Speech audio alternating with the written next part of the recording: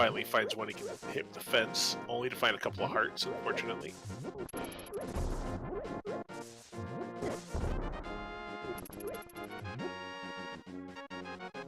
Also, these little crab things that hide under the bushes also often can have a cool item if they drop bombs or something useful. Could save the runners a lot of time. Unfortunately, it's just arrows.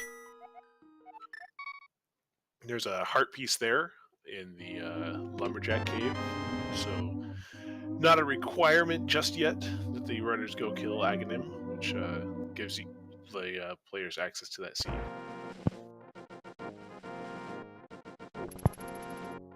Or access to that item, I should say. We have a heart container in the Lost Woods. And more hearts on the second pull of the tree. The tree that Rilgon pulled earlier had hearts in it as well. Ooh, we have a fighter sword very already early. have a fighter sword.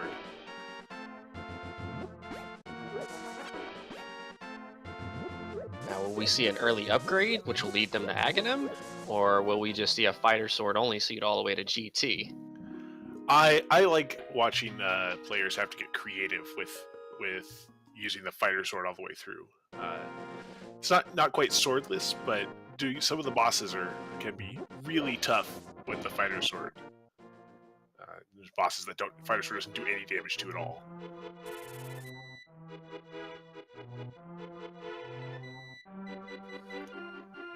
Rilgon here just a little bit behind Breastikle, but only because they decided to go through that first part of escape. When they find this sword here, they might just go to the rest of the escape sooner rather than later, just because it seems like that's something they put a lot of focus on. And we just got early silvers in Blind's hut.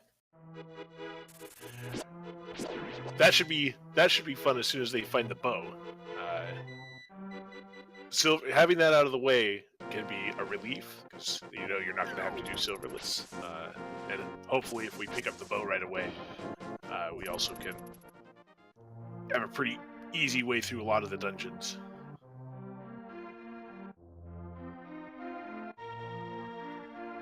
Rilgon opting to go straight to the shop to buy bombs before going into any of the rooms where you have to use bombs to get access to items. Ooh, fairy in a bottle as well. 2 bottles right out of the gate's pretty good. And magic powder on Breastikle's side. Sick Kid only giving an arrow upgrade for his troubles of bringing him a bee. It would only be fair if the Sick Kid had a progression item this early in the game and you have 2 bottles already, but that's not really how version 26 works, so.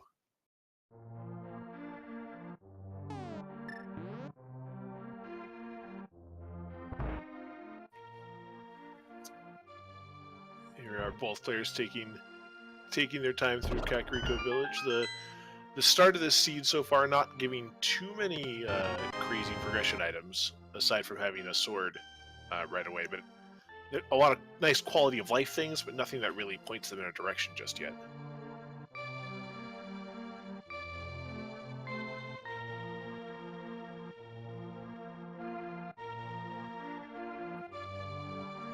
So we get our look into Kakariko well. So far, it's nothing appealing. Absolutely nothing appealing. Yeah, I mean, normally by now with just the even this small number of items you've picked up, you have something that gives you a little bit of direction. But it looks like we're just going to go hunt the few items we have access to at the start of the game for a while longer.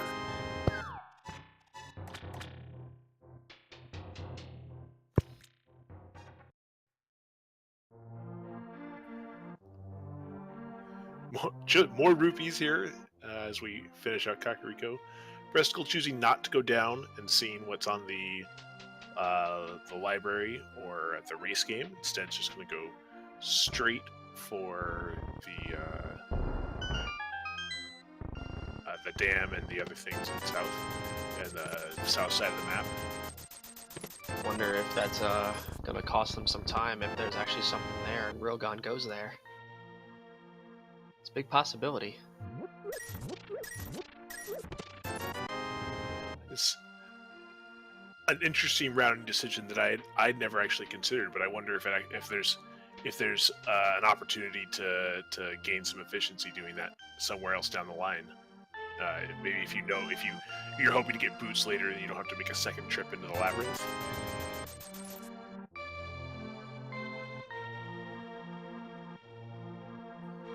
We're gonna find out here in a second, though, as Rilgon is in fact choosing to take the path through southern Kakariko down here.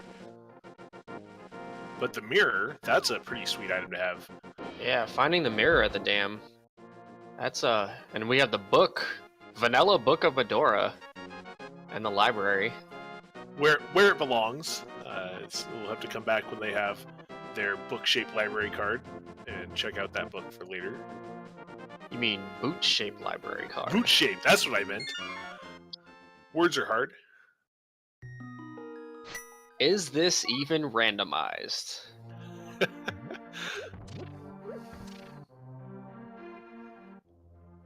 So we got Rilgon heading down to Dam. He's gonna go pick up his mirror and his other arrow upgrades and getting a hook shot on Breastikle's side in the Mini Moldorm Cave. Mini Moldorm Cave, with a cave that often has some of the most creative swordless strats that we won't get to see this time through because they have a fighter sword going into it. But hookshot, again, it's lots of quality of life items, but nothing that really is opening up the stuff they wouldn't have otherwise have access to. Breastikle needs to be careful here because he's one crab hit away from dying here. Well, we're gonna go fake flippers and dodge all the crabs. I don't know if he saw his health and decided to make that change himself, or if this was his plan straight away. But either way, I like doing fake flippers here and trying to see if we can sequence break and pick up a couple more items.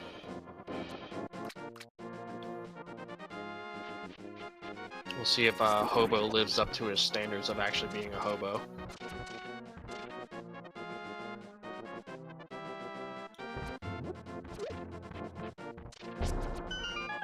Rilgon going through to the Mini Moldorm Cave, gonna pick up his hookshot. And Hobo just giving him 20 bucks for his trouble. Is he even a hobo at that point? I guess it's not. Usually it's the other way around, where the hobo is begging for money. But Rilgon is taking some serious damage in Mini Moldorm Cave, though. These Mini Moldorms can give players a lot of trouble. I know I personally die a lot in this cave in particular. But he managed to make it through, picks up his hook shot. We'll see where he heads from here. If he'll take the same route and check out the fake flippers route, or if he'll go all the way down and try and survive these crabs to get the Ice Rock Cave. I think we're gonna see Ice Rod Cave.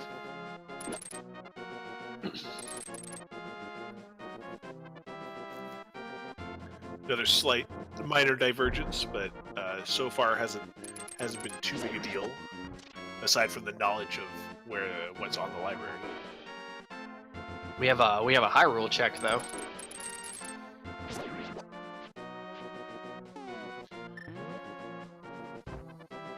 Breastikle being the first to go into the middle section of the escape. Hookshot zooming along. And Rilgon is awarded with 3 bombs. Oh, and we have a flute and Hyrule.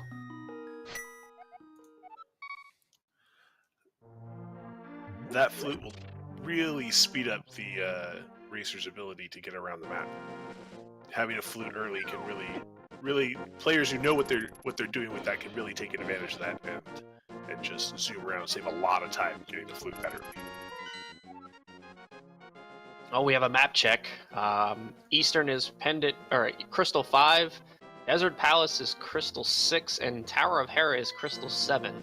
That's huge. There's 5 and 6, and all 3 Light World dungeons are crystals. There's a good chance that this might be a relatively quick seed, assuming the item drops cooperate. But usually having all your pendants in the Dark World with the tougher dungeons means that you don't need quite as many items to complete the game. Maybe we'll see another seed where Aghanim is required for Fat Fairy, who has a progression item. Oh man, that'd be crazy. Shoutouts to whoever had to deal with that. Breastikle here using the hookshot to stun the chain guard and take him out.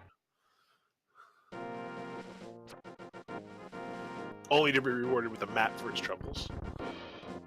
So we have an Eastern Palace about to be checked. It's the kind of play that I like to see. You're already there, so I mean you may as well check it. Has potentially 3 items, and there's a good chance with all the chests in there that you can pick up all the items in that spot without having to go to the boss. And the room that's in the dark is a relatively easy dark room compared to some of the other ones. Where Breastikle here is going through the sewer in the dark, trying to make his way through the last section of escape. It seems like he's making his way from room to room without any troubles. Oh, he's Fighting snakes off. fighting some snakes off. He's trying to find the door now to get. Oh, there he goes. Made it to the next part. Having a sword makes the dark rooms go from impossible to just merely very difficult. But he's making his way through. We're going to find out what this chest is. Should be here in a second. Hopefully. Getting awfully low there.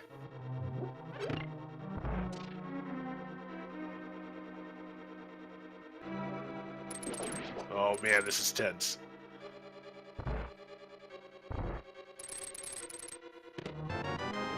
As Rilgon uses the hookshot to skip a small part of Eastern Palace, just to find a compass there in that first chest. The dodges have to go in.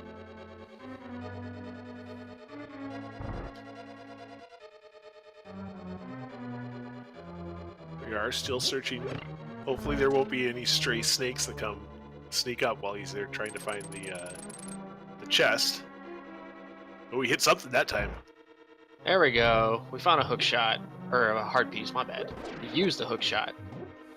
And chooses to leave rather than continue going forward.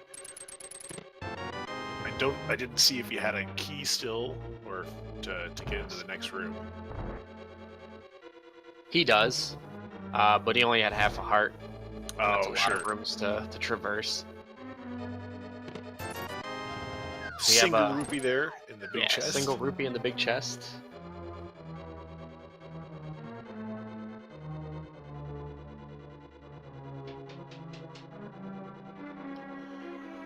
Looks like Breastikle's going to go back through Kakariko Village and probably see what's on that library.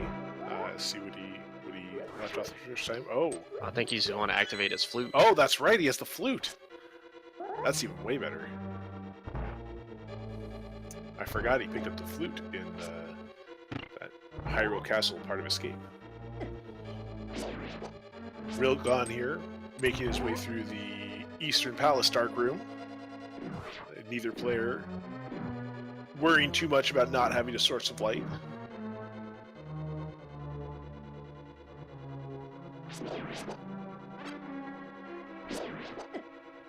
We'll find out where Breastikle will go now that... Oh, the bow! The bow in Eastern Palace. That's incredible. Wait, why did Why did he leave? quit? Oh no! I think he just got so excited about having the bow. Let's find out where he heads from here. Why did he save and quit? He could have completed the dungeon. I think he's not. I think he's worried about having to do dark room with the Oh, with the that- Garayas. that with dark only room half a is heart. really tough. Yeah, with half a heart, the that Garaya room can be really, really scary. Yeah, having even a single source of fire, whether if it's the fire rod, you can light one of the lamps and be able to navigate that room a lot easier. I don't hate this at all, honestly. Like that, especially if you're not familiar. It's not a room that you get a lot of practice doing in the dark, unlike some of the more common ones like the Death Mountain, getting the old man, or the other room in Eastern Palace. So I don't blame him at all. Now that we think about it. We are going to get to see what's on the ledge. Zelna's, the official name of those things is called Garayas. Garayas. Breastikle here can go all the way into Tower of Hera since he has the mirror. He booped up too quick. I didn't quite see what was on Spectacle Rock, but he doesn't seem too interested in it, so it must not have been anything particularly exciting. Or no, those aren't the Garayas. I'm sorry, Garayas are in a pod. I'm thinking of a different enemy. I'm sorry. My mistake. We have Celeste from Final Fantasy III here on Breastikle's screen. I really like the Mog sprite. Might be my favorite sprite.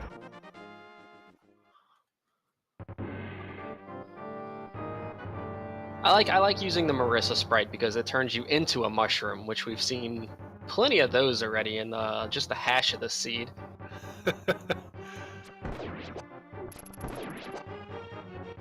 Ooh, the big key, which is nice because that means we can continue on in this dungeon. If that was the small key, we would have been stuck and locked out of Tower of Hera with needing a source of fire to continue on. Rilgon here about to pick up his flute. There it is.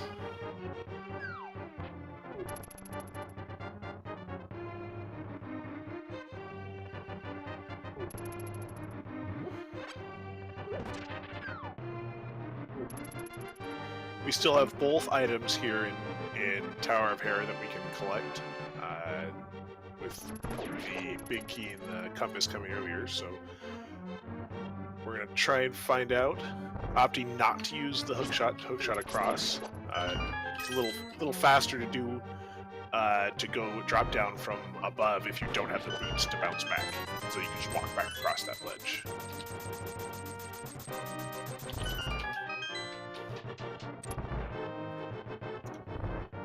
Alright, there is going to be an item trapped in the basement of Tower of Hera.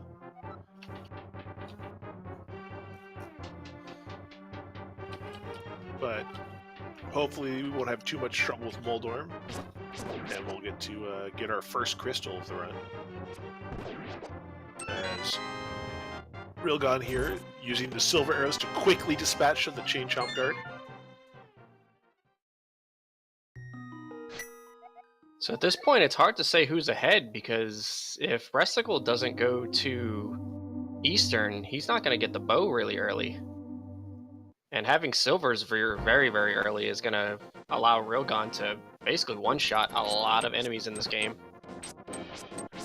That's true. Although I don't blame Breastikle too much. A lot of times players will go kind of where the seed guides them. Picking the mirror up early is a fine indication to check out Tower of Hera. Finding our fourth mushroom of the seed, aside from the 3 in the hash at the start. From Moldorm there. Oh, that just completely ruins my mushroom and validation chest. Validation chest prediction. Master in chat correctly points out that bow was in fact a sequence break, because it was behind a dark room. So Breastikle is not necessarily missing out, but that is totally legal in this race, and Rilgon can take a lot of advantage having that bow a little out of sequence. Oh no, Breastikle taking a death on this east side of Death Mountain is not for the faint at heart. Fortunately, he has a fairy to restore the rest of his. Oh, Rilgon just blocked himself with the dead rocks.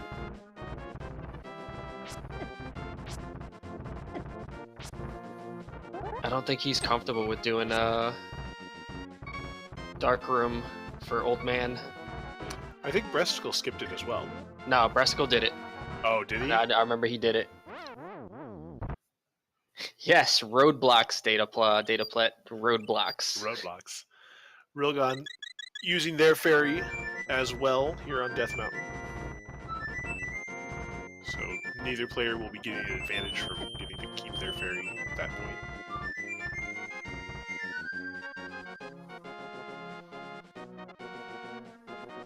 Oh, we have Bombos and Power Glove and Hammer. Hammer! Oh, wow. That is a crazy room. That K was insane. There we go. We're going to try and bomb jump across the gap, save a little time. Missing that one's not too bad, because you don't... It only saves you a few seconds.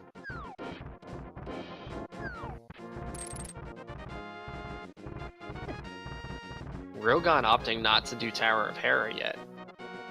I mean, it won't be a bad thing for him. It actually might save him some time because he'll be able to get Hammer coming up from this room. And he can just go to the left side and take care of Tower of Hera. I wonder if he's concerned about not having a source of fire, because Tower of Hera could be locked behind the basement. We know that's not true, but he has not been there yet. We're going to see a slow spiral cave here as we mosey on through, saying hello to some Moldworms and some... Everybody get your resident sleepers ready in chat for this walking through Spiral Cave. We'll contemplate life as we slowly make our way around the corner.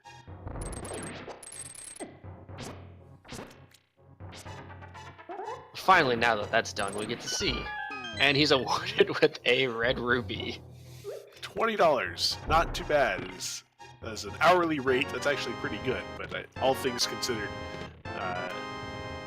still worth checking off the list so we know nothing else is there. Rilgon finding the treasure trove.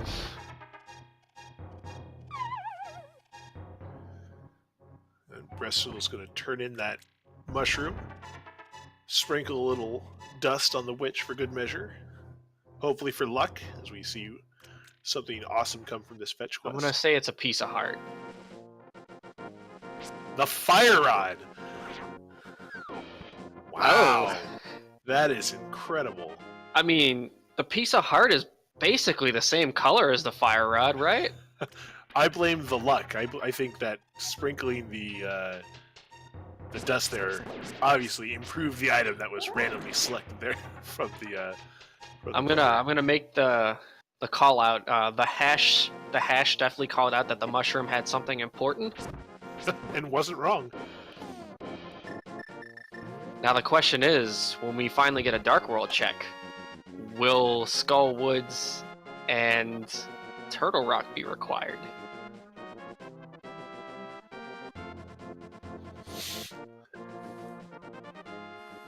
That's true. We actually, having the hammer coming through, we can get access to the Dark World. We didn't check when Breastikle went through to go to Tower of Hera, but we have access to the Dark World now, having the hammer. No Pearl though. So not a lot of useful access. You're right. What makes no sense to me is, like, if Mog turns into Celeste, why does Celeste have a sword? It's true. Celeste would do just fine in the Dark World. Grabbing our bomb upgrade, a steal for only 500 rupees. A very, very expensive bomb upgrade. Pretty sure in the vanilla version of the game you could probably get them a little bit cheaper from the ferry.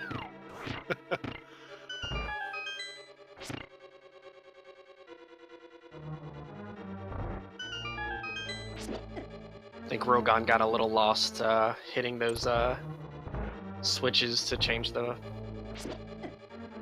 pegs. Luckily, it's not a huge deal. It's not a big time loss to walk the long way around.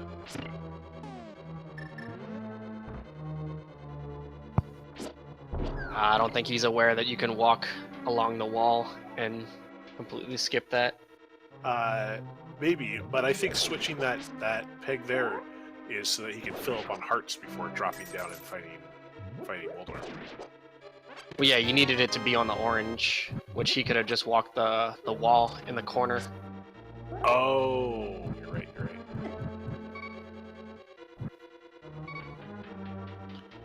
See half magic in the drop down part of escape there at the end, behind the bombable walls there.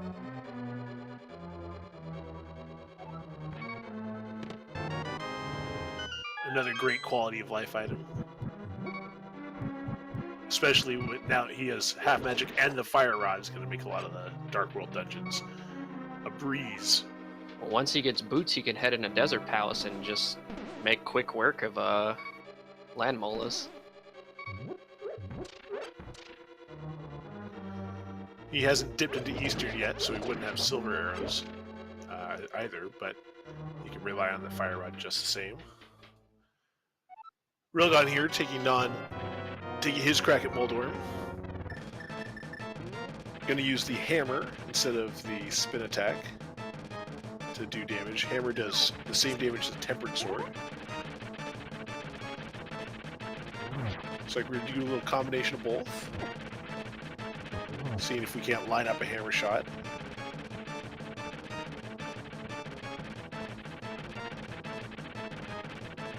I think they're about to find out that this could be potentially an Aghanim seed. Rilgon having a great Moldorm fight there, just breezing through with no problem. Going to find his fire rod bait there with the mushroom.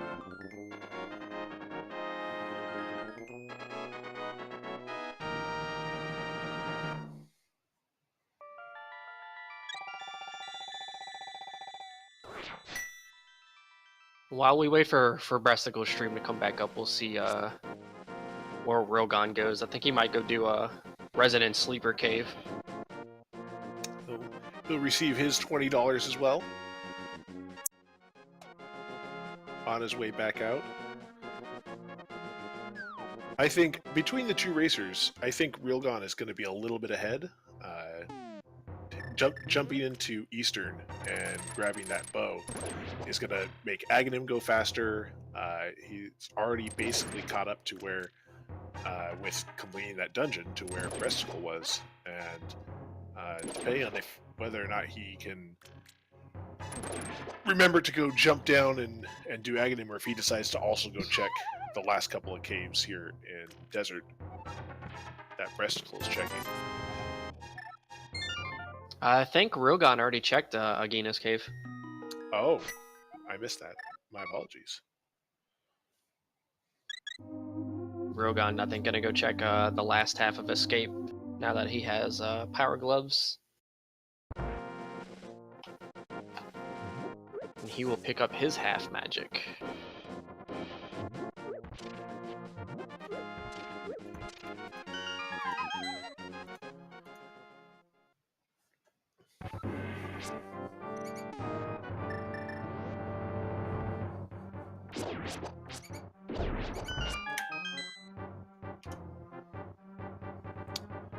Half magic. I love having half magic. I just think it makes huge chunks of the game that much easier. We are Breastikle back on Deathmount. Let me see if I can refresh and catch up a little bit.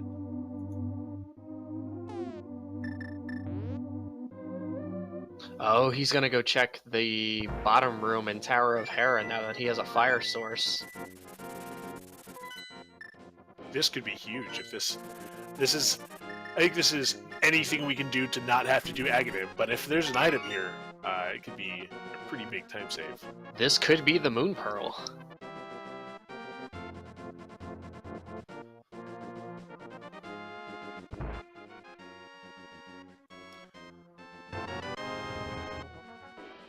Rilgon picking up his fire rod. I have a lot of respect for the anything but Aghanim strategy. See if it pays off here. Oh, unfortunately, it is just bombs. So we'll be hopefully jumping to Aghanim to go get our way into the dark world. There's not a lot of items you can pick up that would provide the... Oh, he's going to go into Eastern. He hasn't gone to Eastern yet, so he's going to go pick up his bow. We'll see if he makes his way through the Dark Room. And to finish Armos and finish this dungeon as well. Whereas Rilgon over here is going to go pay his toll and purchase his egregiously expensive bomb capacity upgrade. Sorry, I'm refreshing on my end, and I'm getting these fantastic Twitch advertisements.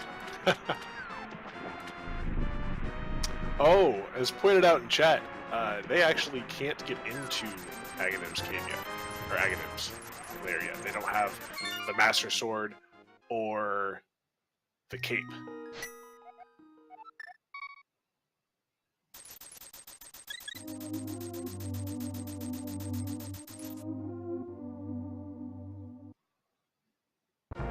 So where haven't they checked yet, is the question.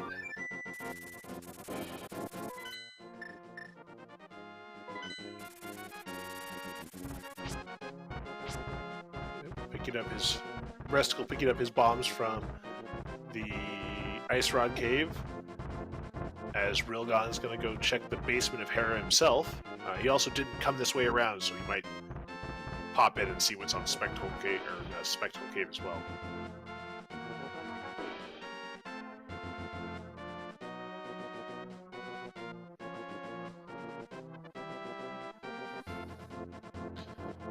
Breastikle's finally going to go check South Kakariko Village. We don't have the boots yet, but I think this is begrudgingly since we're running low on things to go look at.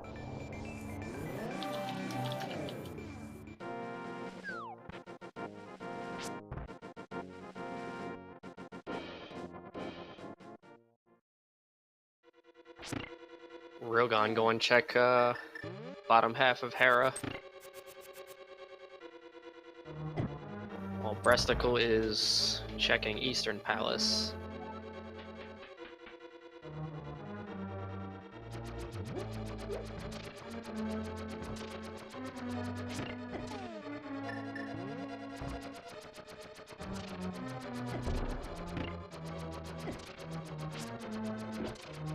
Oh, Rilgon was unsuccessful getting the iframes in the tile room for Tower of Hera.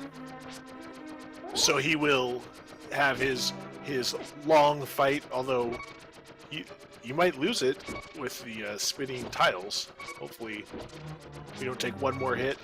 Excellent, he makes his way through.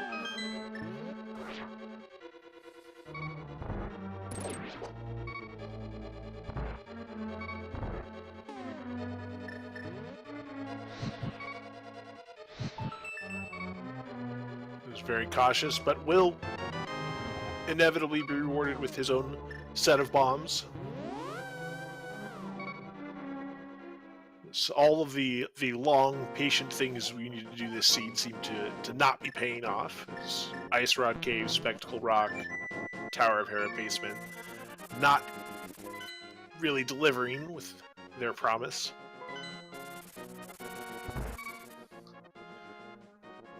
Rilgon going to top up his hit points there. No, they haven't skipped Agina's Zelnus.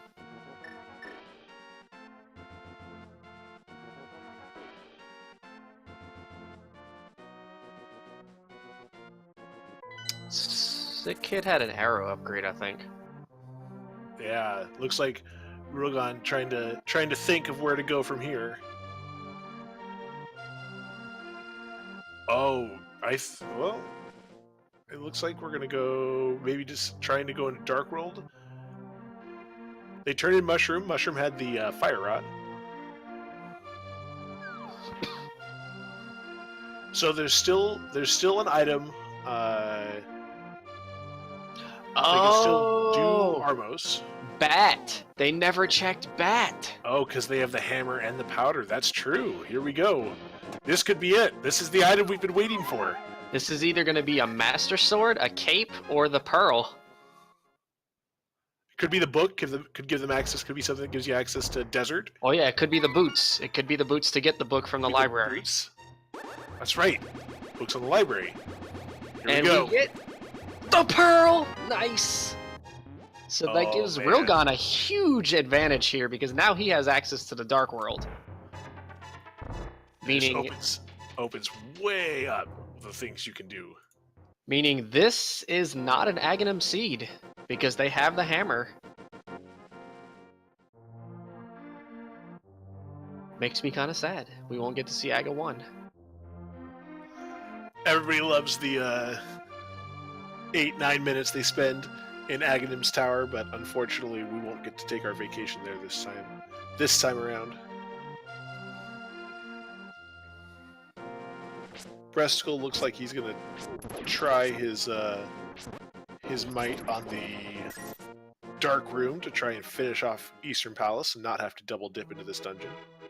I'm wondering if it's either he wants to finish that Dark Room because he knows he can do it, or he's just not remembering about the bat.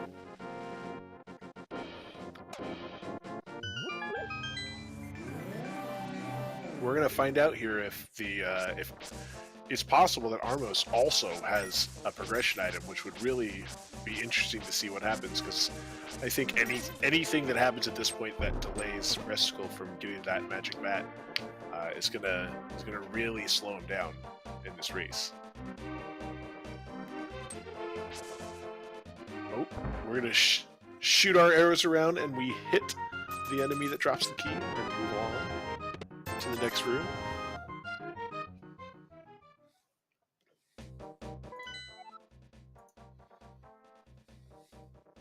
Getting our look at the Dark World map here. Turtle Rock, Palace of Darkness, and Swamp Palace will be our pendant dungeons this time around. Pod being the green pendant. And Breastikle making it through the Dark Room. With that, there's actually not that much more we need to be in go mode here. We need to have a way to get into desert. So the Titan's Mitts, which would do that, as well as give you access to Ice Palace. In theory, you would need the flippers for Ice Palace, but you can fake flippers there if you needed to. Boots are potentially required if the big key is in the Lamp and Desert Palace, but Breastikle awarded with a burrito for his troubles of dealing with the Dark Rooms. And if you guys were watching his stream, he facepalmed. But he does have that crystal, which will be super helpful. We'll see if he remembers the magic bat and can pick that up as well. So we have our first look. Oh, he's going to Kakariko. But he's not going the right way. This is weird. This is the same thing that Rilgon did. He got this far before he decided to back and go somewhere else. So I wonder if he's going to try and go into the Dark World anyway and see what he can try and get access to. Unfortunately, I don't think there's anything on this side of the Dark World. He can't do anything in Dark World. Yeah, there's in theory, if you could get to the pyramid, which you can if you're on the other side, if you come into the Dark World from the Eastern Palace entrance, then you could get access. You could get to the pyramid item, and if you were on Death Mountain, of course, you could jump down and do the Super Bunny. But from this spot, there's nothing you can do, which he realizes.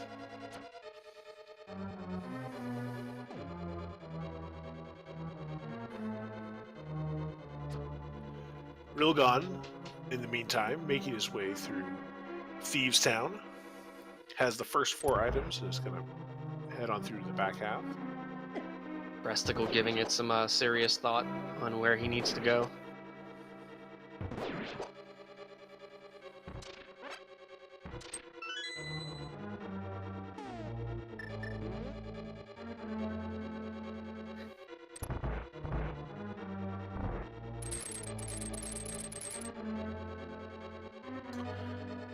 Rilgon is a Pokemon, one I can't remember the name of, but that's why when he went into the bunny, it was a little Decidui, or however you pronounce that, from Sun and Moon.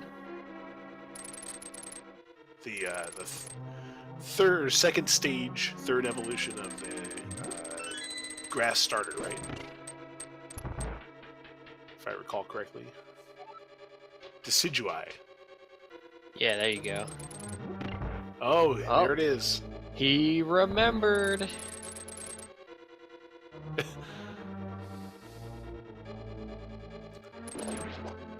He'll be excited to have this move roll. Luckily, it doesn't cost him too much time to have been thinking about it and checking everything else. He's not going to be too far behind Rilgon here. So Rilgon just cleaning up the end of Thieves Town.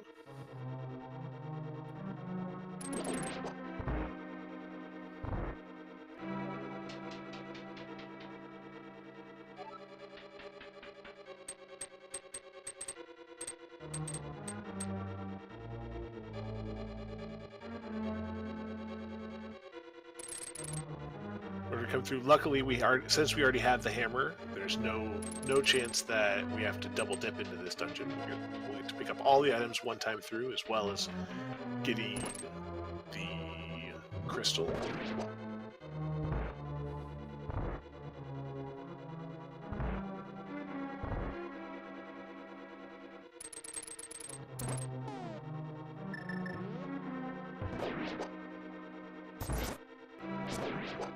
Find out what our stun prize is for this run. One of the things that is randomized in the randomizer is the item that's dropped when you kill a stunned enemy. Unfortunately, nothing super valuable this time around. So if you ever need to farm rupees, we can hookshot. We're gonna get a hammer chest check for Rilgon.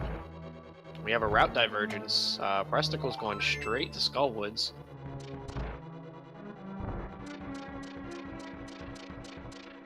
I don't know how I feel about doing Skullwoods with the fighter sword. Well, we have the fire rod and half magic, so like anything that would be tough to deal with the fighter sword can easily be dispatched with those, and silver arrows. Which these mummy enemies can be taken care of as well.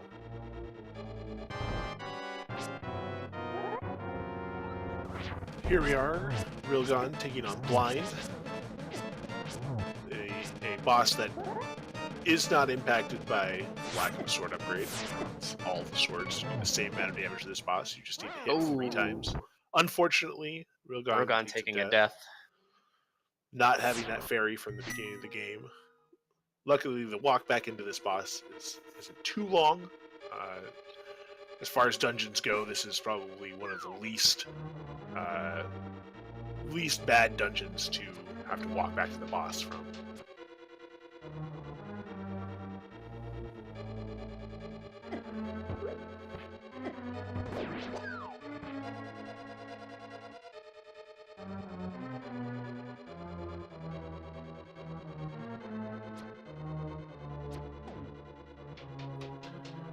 Breastikle getting great use out of his fire rod there.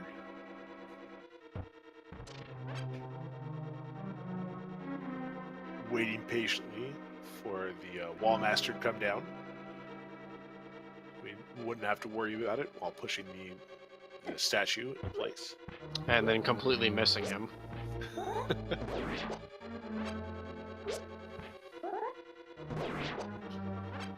Choosing to save the magic and not use the fire rod on him, which is good because the magic is going to be. I didn't know you could powder the anti-fairy under that thing before you pick it up, but that was kind of interesting to see.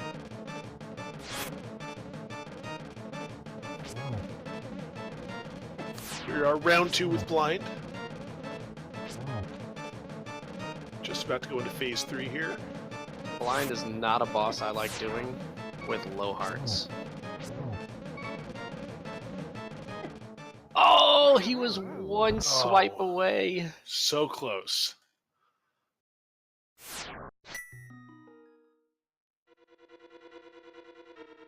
Like, I think I looked up at the top left part of his screen and saw, like, the actual B button input come out. Yeah. I respect the tenacity, though. We're just going to keep on going. That was so close. We don't have any safety items, but I think we're going to get it this time. Going on in the meantime, Breastikle going through the last stages, making his way to Mothula.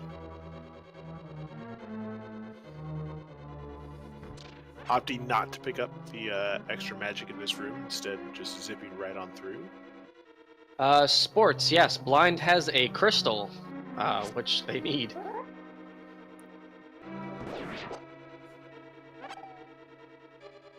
I believe Blind also has one of the 4 items in Thieves' Sound as well.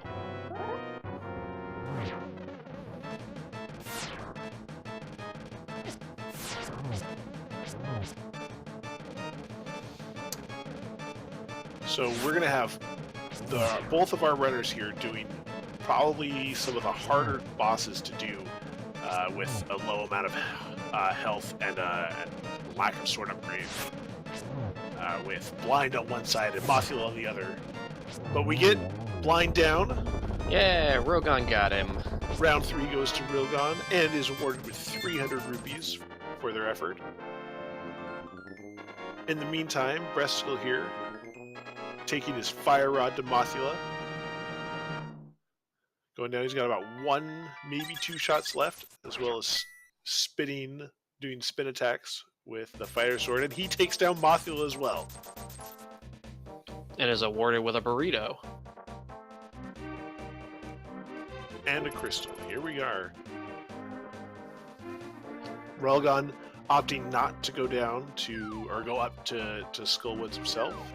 Instead is going to head south to the digging game and the south side of the map, probably around to Hype Cave.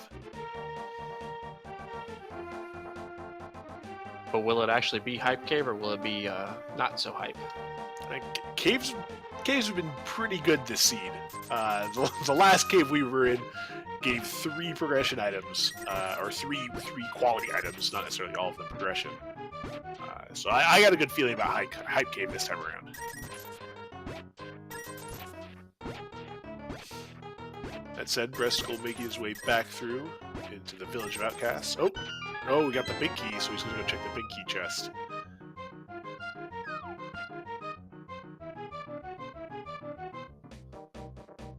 Try and bomb jump across here.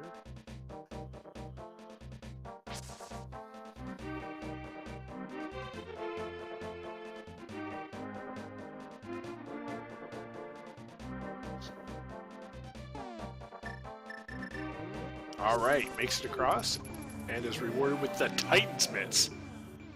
That is going to be a very important item. One of the few items we need to be in go mode. That's very unfortunate that Rilgon did not go into that direction. I think after that, the only thing we even potentially need, or we guaranteed to need Kato Samaria. And everything after that, I think we might be able to do without. We got to figure out what the medallion on Misery Mire is. But this seed's looking like it's going to have a pretty quick go mode, assuming we can find that Kato Samaria. Well, they also need lamp. Oh, they need lamp, or they need to do one of the most hellacious dark rooms in the entire game. In Misery Mire. Alright, let's get the hype up for Hype Cave. See what we have in Hype Cave today. Here we go. So far, 20 rupees. Let's see if we keep it red all the way through and end off with a cane. Hearts, there's a bomb. And blue mail. Well, blue mail's not too bad. Wasn't too bad. Not really that hyping.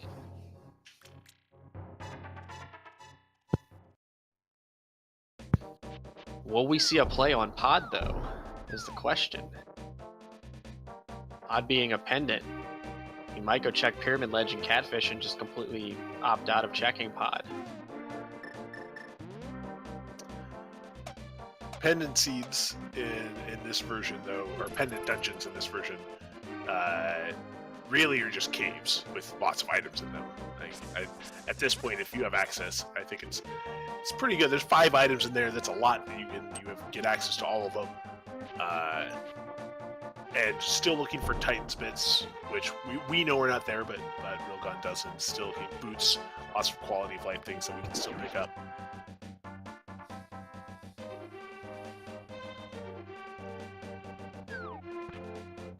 Breastikle's gonna be able to basically do all the stuff in Village of Outcasts that Rilgon was unable to do, like dwarfs, hammer pegs, and then purple chests as well.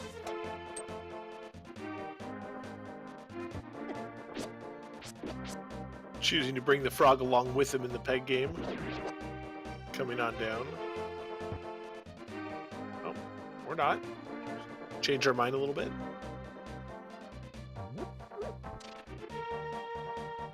Guess he got bored of hitting the pegs. I think there's a large enough chance that you get the boots from this. Oh, it's red. It's not the boots. That's gotta be Kane. That's oh man. I mean, that might be go mode. We don't know if we need boots yet because we haven't gone into desert.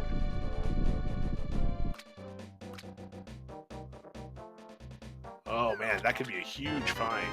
Getting a red pot from Catfish there.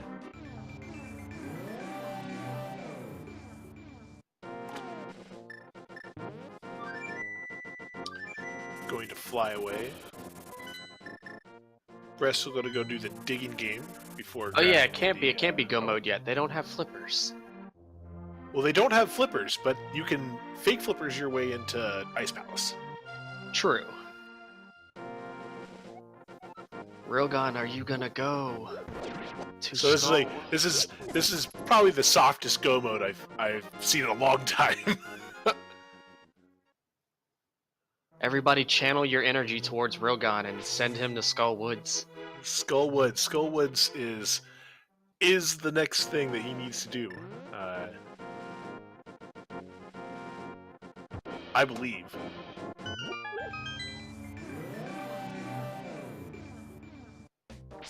Oh, we have to find a sword upgrade before we can finish the game. Can't kill Ganon with the fighter sword. You could try. You can try. But he's gonna beat you to death with a few fire bats and his trident. Fortunately, there's 3 places in the game we can get a sword upgrade. It's never fun to do Master Sword Ganon, but it is doable. But at least it's Master Sword with silvers. Yes. We won't be having any 10-minute Ganon fights this season.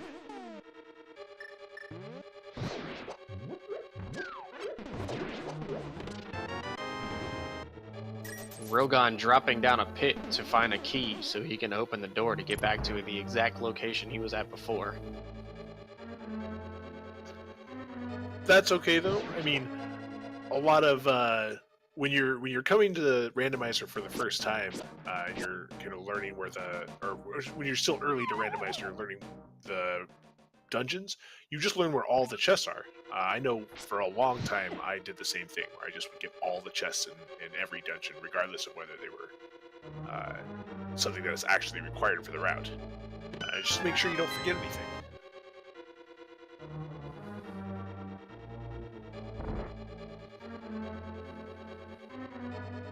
If I remember correctly from Breastikle's dive into Skullwoods, that chest north of the one into the room to the left was I think it was either an arrow upgrade or it was a piece of heart. Or another key. Yeah, because Breastikle didn't have to go into that southern room to pick up a key.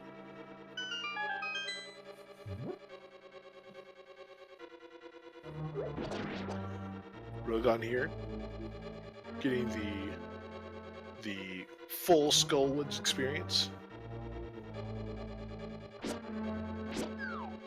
Not a fun experience to have.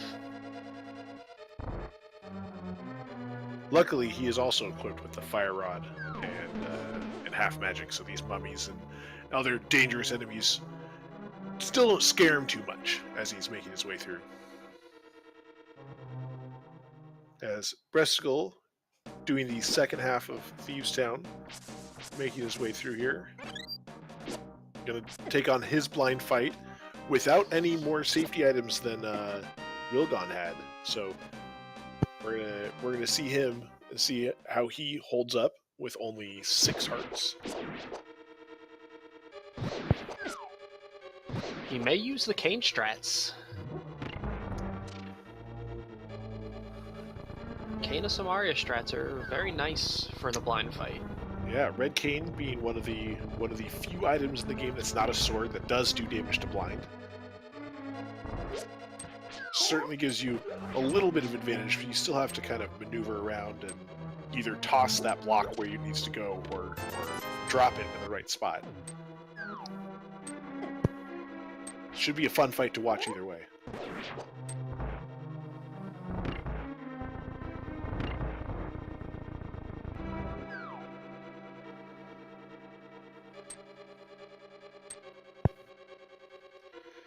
Here we are where we were just a few minutes ago, only in reverse, as Rilgon, this time, he's wrapping up Skullwoods, making his way towards his difficult boss fight, as Breastikle goes to blind.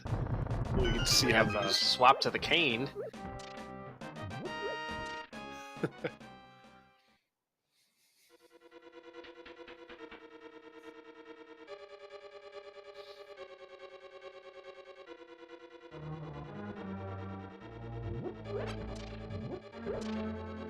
We have a very nice round of Tohu on Breastikle's side.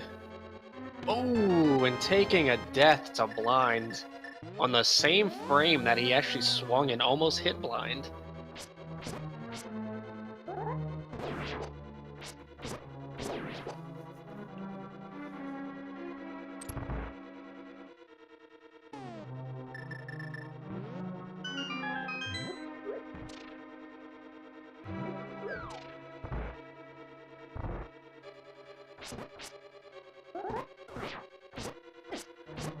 Finishing up blind, getting his crystal.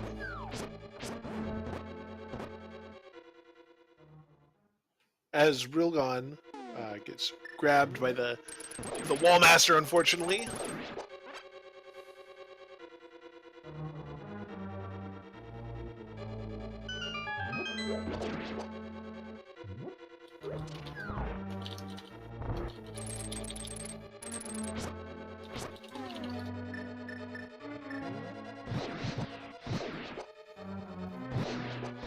Rilgon making quick work of these mummies with his fire rod there.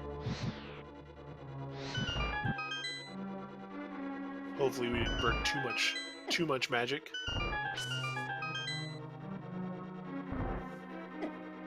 Breastikle making his way to the digging game.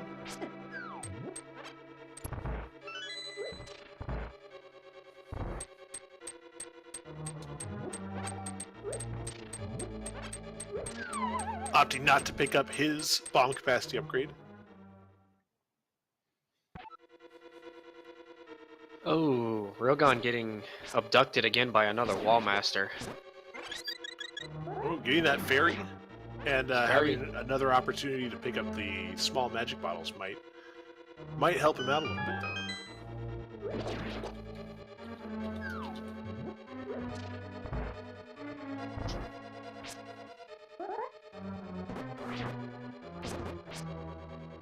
Coming in here, choosing to duel the pack of mummies with his sword. Save on a little bit of magic there. Navigating his way through this very well, not taking any damage yet. Opting to pull out the hammer.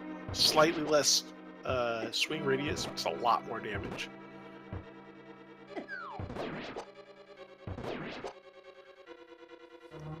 Oh, just barely misses that magic refill. But that's okay, he's got plenty of magic to get through the room.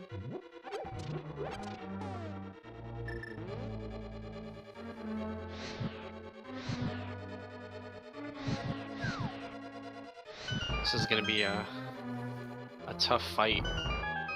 With the Mothula. Yeah, with the fighter sword.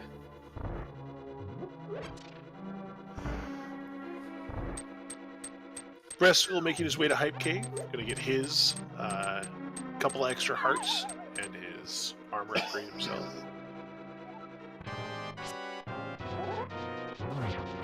Here we are. Rilgon goes in for round 1 against Mothula.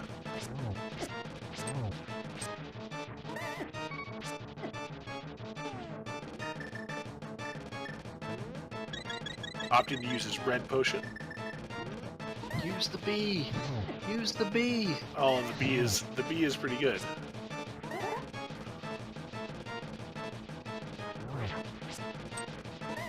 Still, faring pretty well post potion use.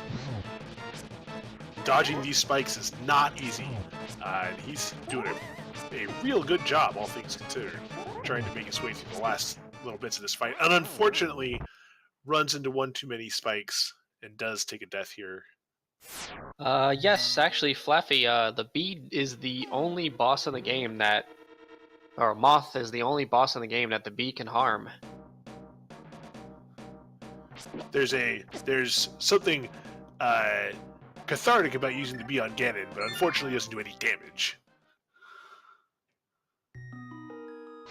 Breastikle here going to fake flippers and try and check out the stuff here around Zora. There's a cave here with 2 chests in it. Get a little water walking going on.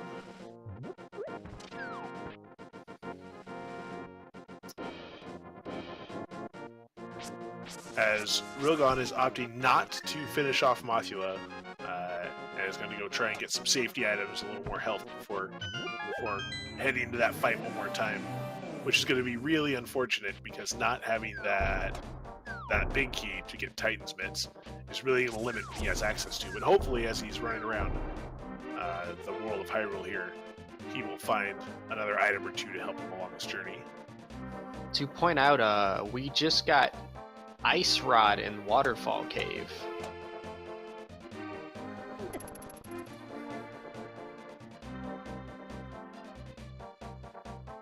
After picking up that Ice Rod, Breastikle here is opting to top up on blue potions. Going to get a little security himself. Well, in the meantime, Rilgon's going to go check out Pod.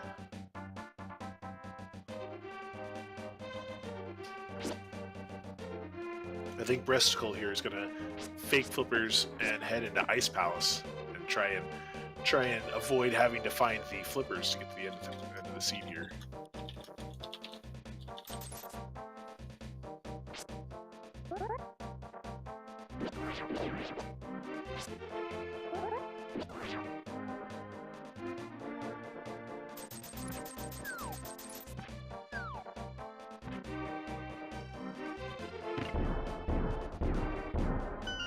We're being told that we are very, very far ahead of the restream right now, so I'm trying to see if we can get a... If we can get synced up a little bit. Yeah. I think Zelnus needs to refresh BT.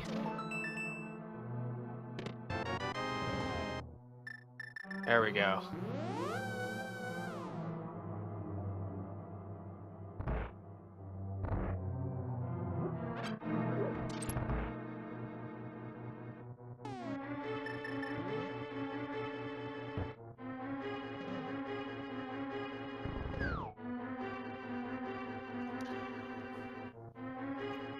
Right, Rilgon here making his way through Pod. Gonna bomb this room over here. We have all the required items, so there won't be anything slowing us down.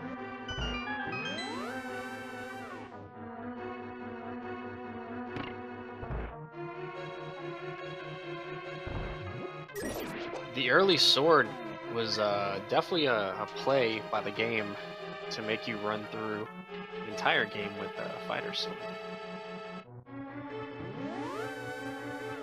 So far, they've had to fight 2 bosses with the fighter sword that are not very fun to fight with a fighter sword. We're going into Breastikle's going to fight a 3rd boss that is also not fun to fight with the fire sword. Luckily, with the fire rod, hopefully it won't be too big of an issue. We are going to get to see him take his crack at the bomb jump. Actually, no, choosing to skip the bomb jump and just go straight through Ice Palace, the intended route.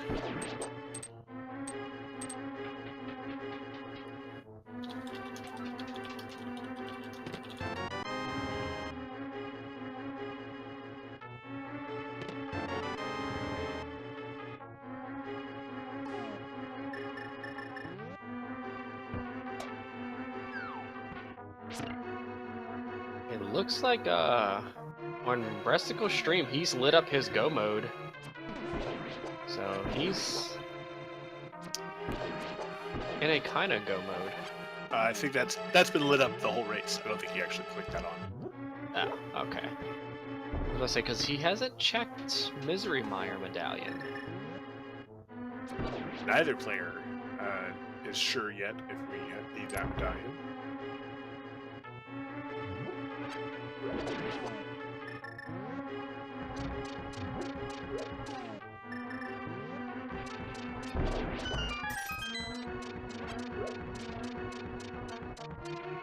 Not getting rewarded with too much as we make our way through Ice Palace here. He's clearly looking for something as he's going through.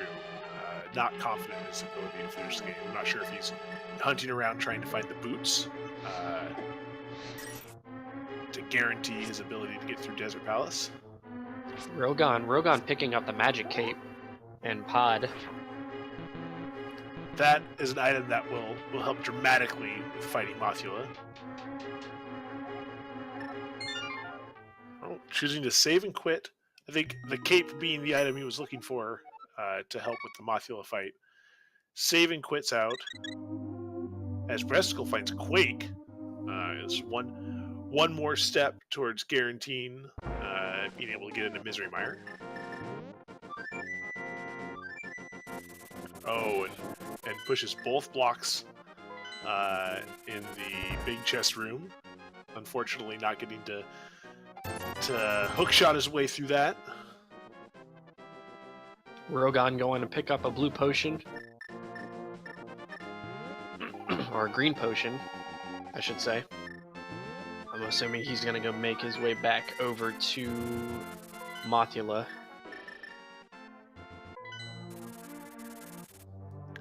I like a lot choosing the green potion over the blue potion, especially if you're trying to conserve. You think you may need multiple potions throughout your run, just as a safety. If you're still learning, you're still new.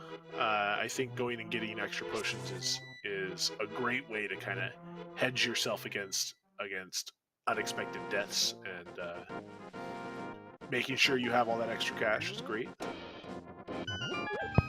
Breastikle saying, I'm not going to get played by these hookshot blocks this time. He bombed his way to the big chest, only to be awarded with a heart piece.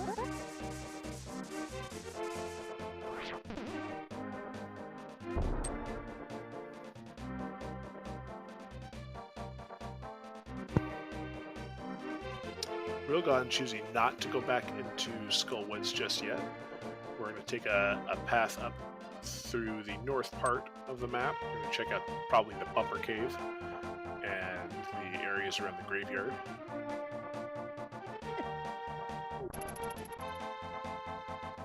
The cape giving you access to this Bumper Cave up here, which is just $20. As we start our fight with Cold Stare on Breastikle's side.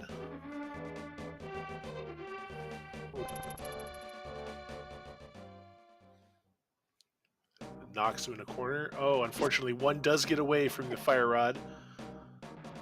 Luckily, we have plenty of magic and half magic. Should be able to clean this fight up real quick. Pretty good cold share fight all around.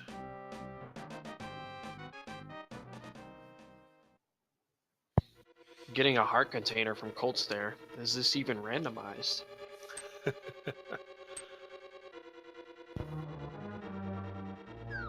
Picking up what I believe is our fifth crystal? Fifth crystal. Making fine progress through the game.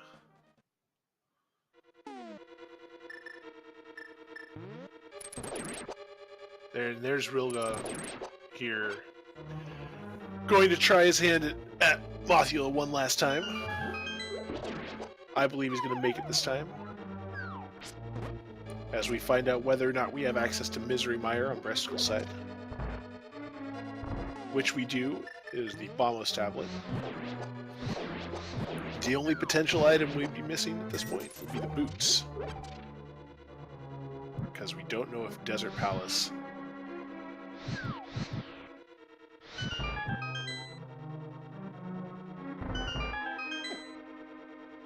We don't know if the Desert Palace is boots locked or not. So we're going to check out a couple items around here.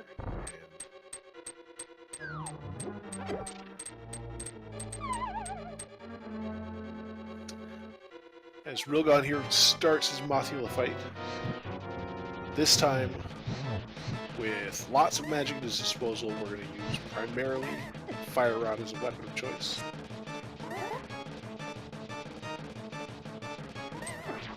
Breastikle finding the third and final medallion in the Checkerboard Cave. And unfortunately, Rilgon does fall to Spikes fighting Mothula one last time. We only had about half life going into that fight though, so if we can make it through the last half of Skullwoods here with a little more health, I think he'll be able to get through this fight. No problem at all.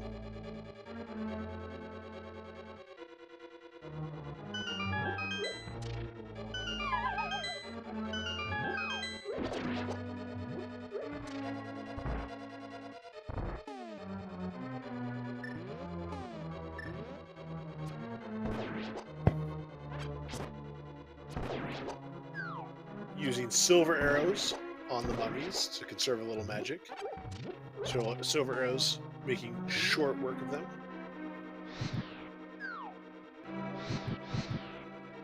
He still has his green potion filled.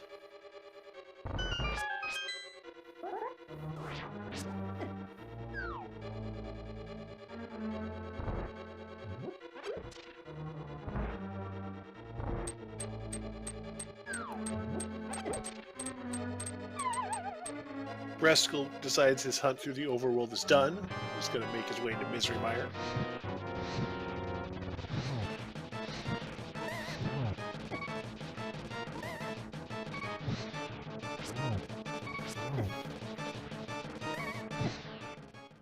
Rilgon taking another death to Mothula.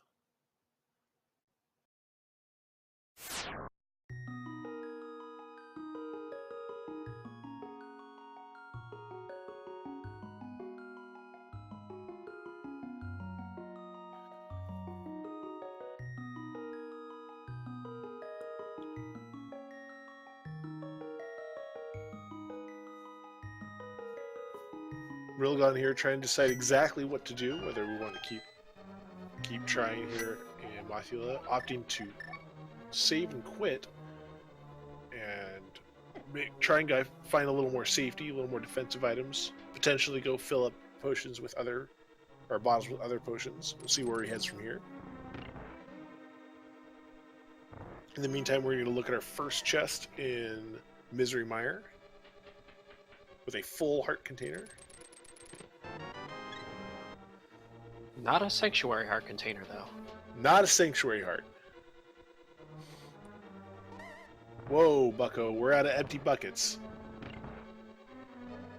He's going to let the bee go and fill up that last potion. Last two potions. Oh, he just wanted to fill up his magic. That's what happened. But now, fully equipped. We're gonna go take down this Mothula, whether he likes it or not.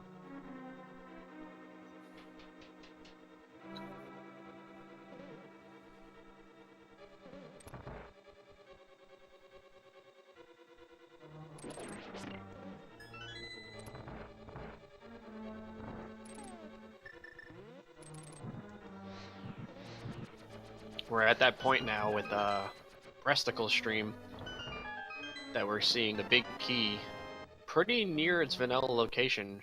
Still has a couple, 2 more chests or 3 more chests to check.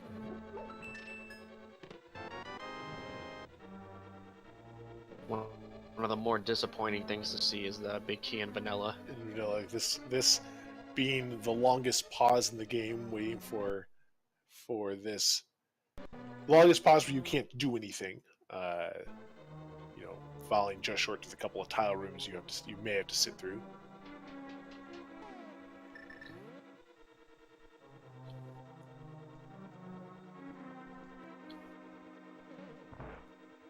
And he's awarded with a burrito.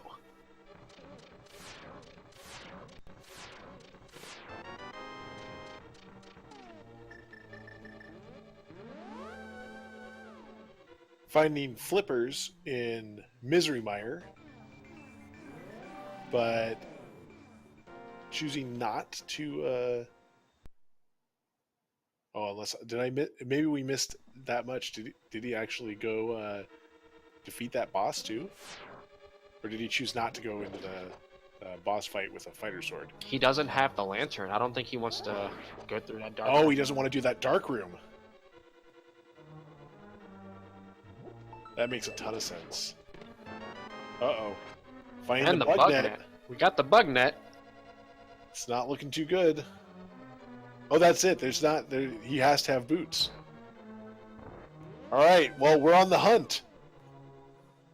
2 items we're looking for in the overworld. It could be anywhere that they have access to. Basically, there's a lot open here, and we're looking for either the lantern or the boots to move on to the next step.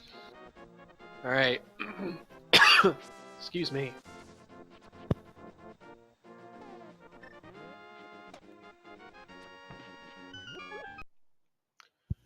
Looks like Breastikle's gonna opt to go to Swamp Palace as having 6 items and being unlocked with the flippers there. It'd be an awfully trolly thing for the lantern to be in Swamp Palace after all that.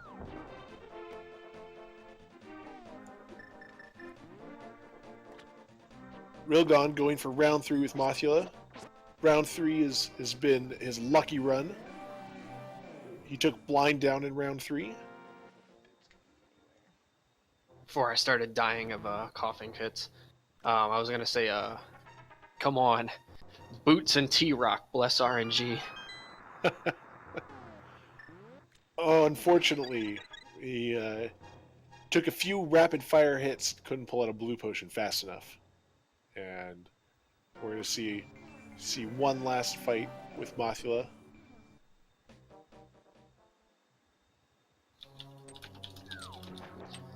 Mashi, they need to find the big key. So if they take a key from the top half of Desert, that will stop them from progressing when they pick up the big key in the top half.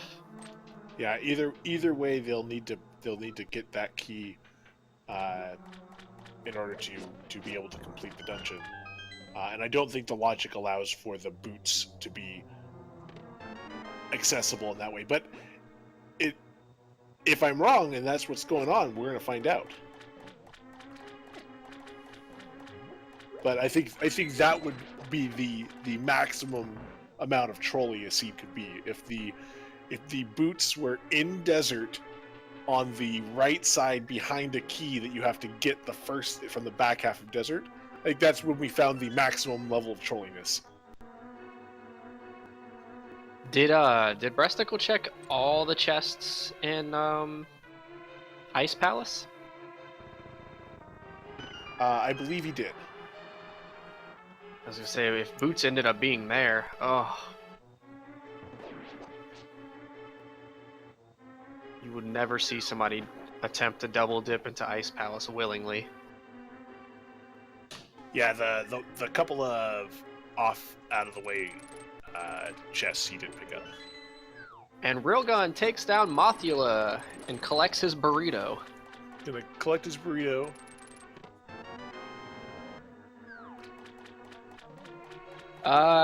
Anthony, no, flippers have already been found. Right now we are looking for Lantern.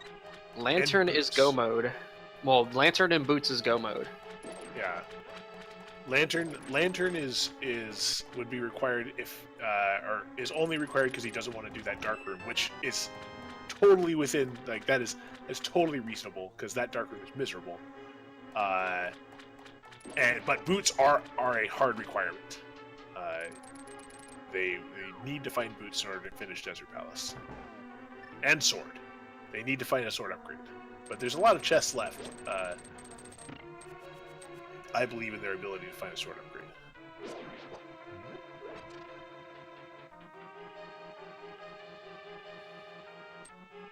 Breastikle correctly not drowning that key.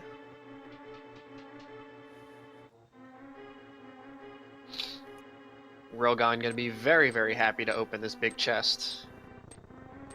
Pick up the Titan mitts.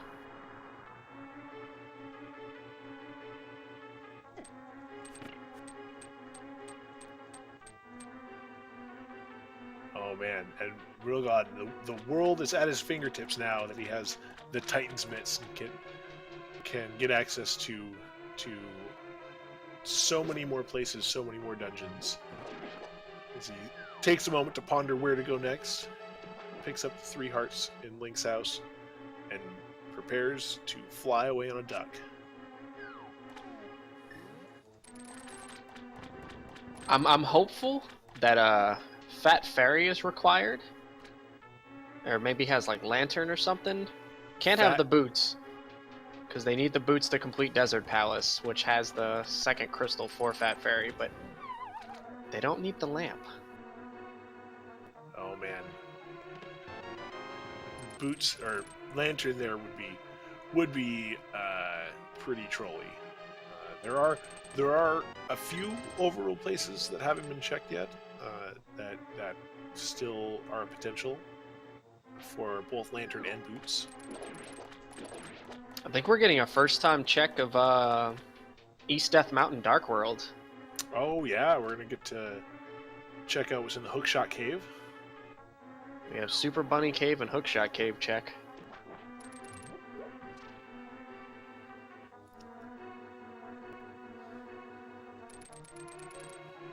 It's okay, Flaffy. We'll keep you updated.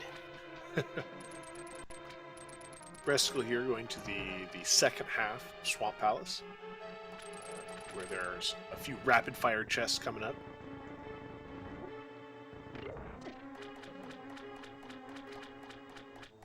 We're actually here to all have a good time.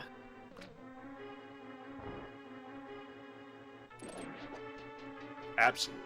Absolutely here to have a good time. Alright, Super Bunny chests. We are going to find... If one of these has the boots or the lamp, that'll be nice. Ooh, both locations come up dry for relevant items.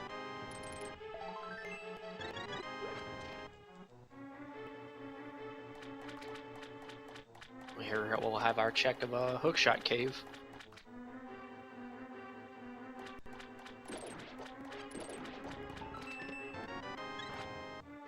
Breastikle here finding the 6th item on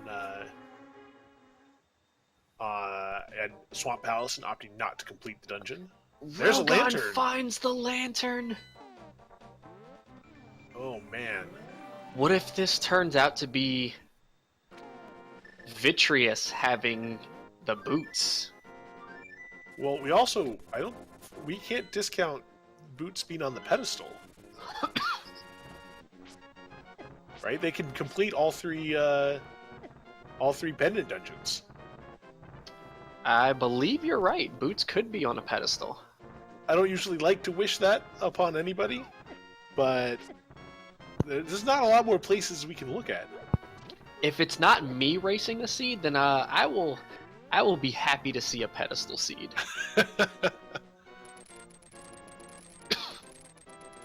Checking out Spike Cave. Gonna use our infinite magic with the Breastikle heading immediately to Dark Death Mountain. He's gonna go pick up his lantern in Hookshot Cave.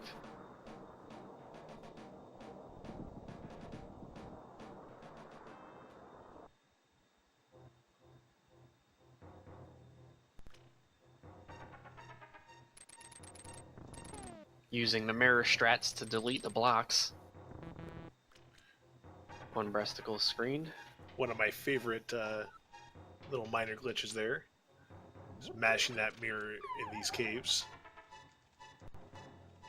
Just don't try and do it at the same time, or do the same trick in, say, Ice Palace or any of the dungeons, because won't end quite the same for you. It only works if you can't actually mirror out of the room that you're in. You'll have something disappear, all right. It'll just be you from your current location. And your hopes and dreams of finishing that dungeon in a timely manner.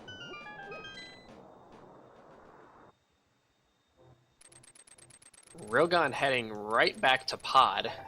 This could be a nice play if Boots just so happen to be in Pod. In the dark, the left side of Pod there, opted not to try and feel his way through that maze. So now that we have the lantern, we're gonna get a look and see what's in that big chest and the other two chests that are there in Pod. I think he skipped out on the room with the anti-fairies as well. I think that's where he just mirrored. Where Breastikle is taking his shot at Turtle Rock. I'm gonna go check the 5 items there as opposed to going into Pod.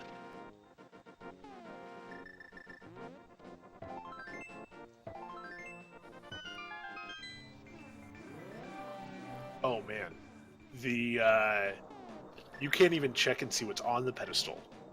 So there's no way for them to know whether the boots are there because the book is on the library.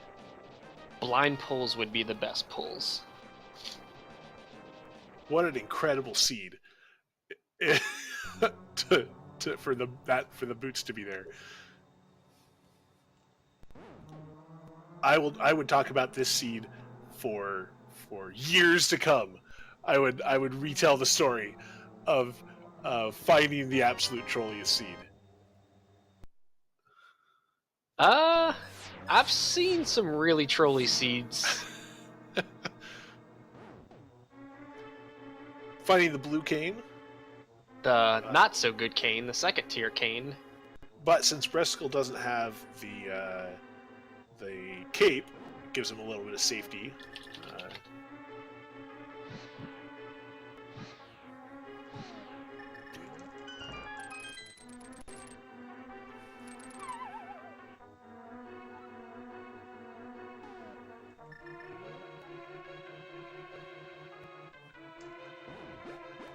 Rilgon actually taking this opportunity to dispatch of Armos and collect his Eastern Palace crystal. While Breastikle makes use of the blue cane right away to make his way to the back of this room here, grab a couple of keys, including the big key. Breastikle also deciding he wanted to pick up the pot and then not take the contents. He said little jars of magic are no fun. What do I need this little jar for when there's a big jar just outside?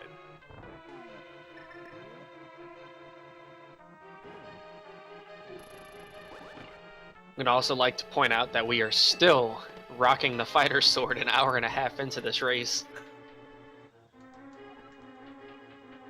And both players have seen a struggle for having to have that fighter sword, getting to deal with all of these bosses. But both making it through, doing the best with the tools at their disposal. Rilgon here, picking up his burrito and crystal.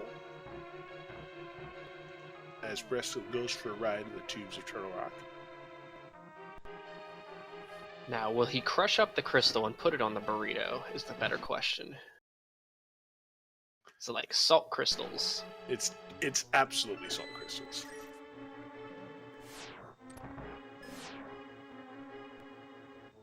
Celeste picks up a key. I'm gonna make a suggestion and actually add Celeste as an actual sprite in the game. Because, like, that actually looks pretty nice. Swapping out keys, but we needed to check that location because we're still looking for the boots.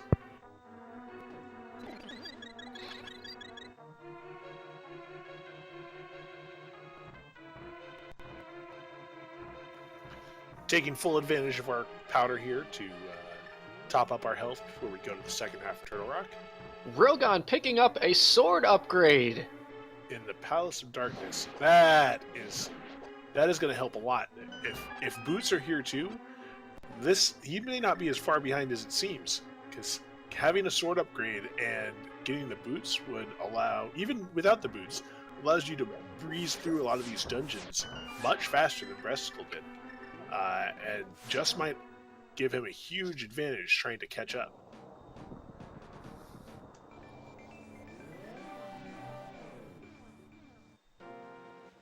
And now we have the Gariahs of the game. To correct myself from, the embarrassment earlier.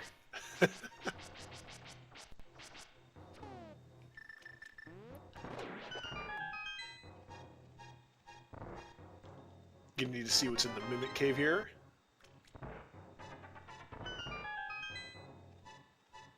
Just a heart container. Slowly but surely filling up our maximum health there.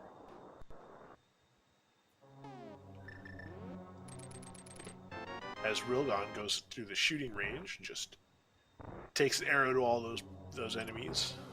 Takes arrows, multiple. Flaffy, it was Bombos.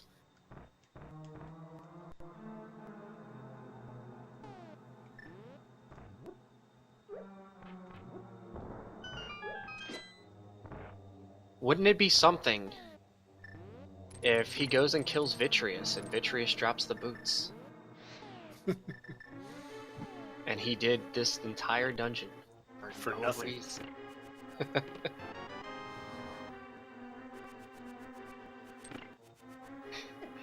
He gets awarded with another bee. Can't have too many bees. We're gonna unleash them all on Ganon. It'll be great. I think at that point, if you had like all the fire bats and then 4 bees on the screen at one time, I think you would probably lag the game out. Checking the last 3 chests here in Pod. Got the big key. The Master Sword was already a huge upgrade. Well, let's find out if there's anything else.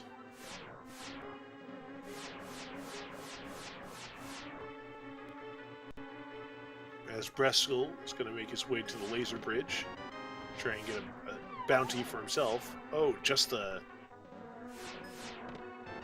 map there for Rilgon there. Oh, Breastikle picking up a Master Sword. There's one more sword upgrade hiding somewhere. I'm gonna go ahead and refresh.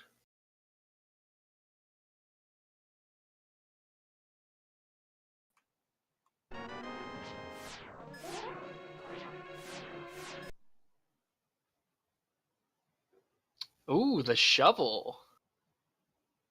We're going on a fetch quest. It could be the fetch quest for the dirty pair of boots.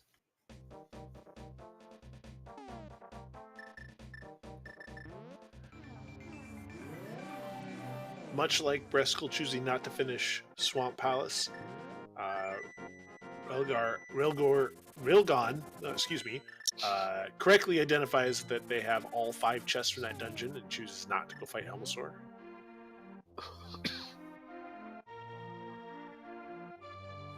Ooh, Breastikle taking a nasty fall. Twice. This red enemy here on Laser Bridge is the bane of many's existence. We get a heart piece, and it looks like we're going to go for Trinex to find that last item here in Turtle Rock.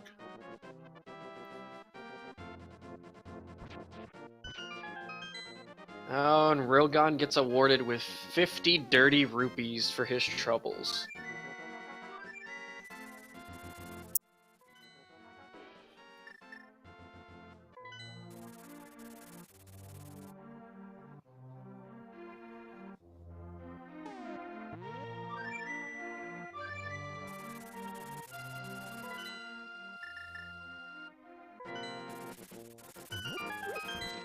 Master Sword Trinex. If there was something, I think that that should bring back some memories for you, right, Zelnus? Ooh, we're using the hammer to bash down on these Trinex heads.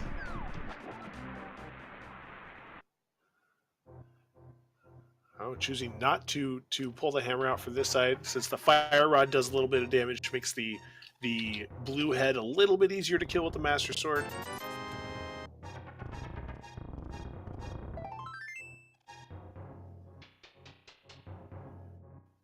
And here we are. The last bit is just the fighter sword.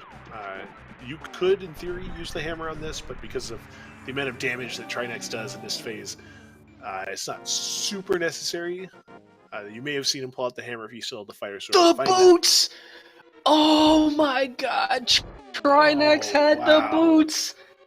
That is huge. The one pendant dungeon we've seen get completed, and it has the item required to finish the seed. That puts Breastikle in go mode, and you should see him go straight to Desert Palace and pick up that last crystal. Oh, he's going to celebrate first. Well, he still has to do Trinex. Or, no, Vitreous, I'm sorry. Because remember, he never did go back to Meyer after getting this lamp. Right.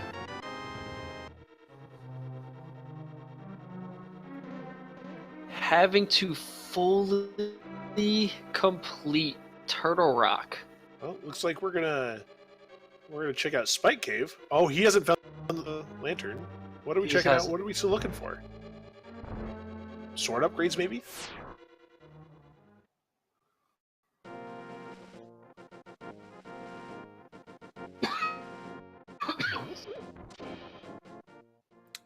I wonder if he's just looking for sword upgrades to try and ease his way through the last couple of bosses.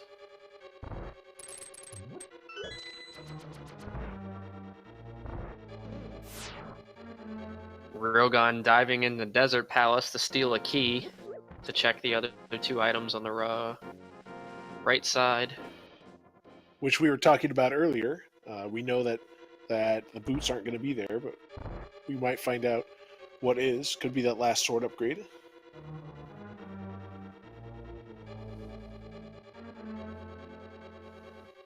So, without doing a sequence break on Waterfall Cave, so you had to dive into Mire to get the flippers, to go to Waterfall Cave, to get the ice rod, to go to Turtle Rock, to get the boots, to finish the game. Oh, wow. That is disturbing, honestly. That's a little rough, yeah.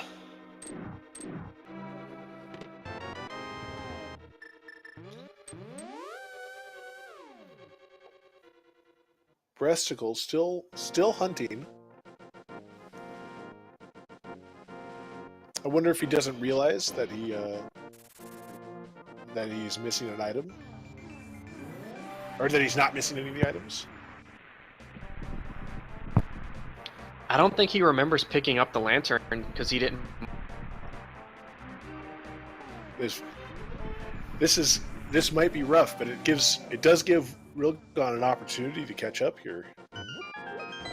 He's in the right section of the world if he decides to go into Misery Mire.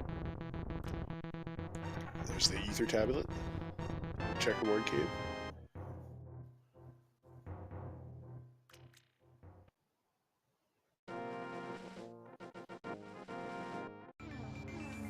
He's had the lamp off on his tracker. Yeah, if stream, he has not marked that he has the lamp, but if he will soon menu take a quick glance.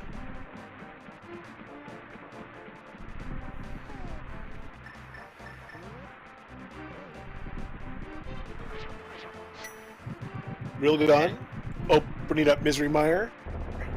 It's flippers.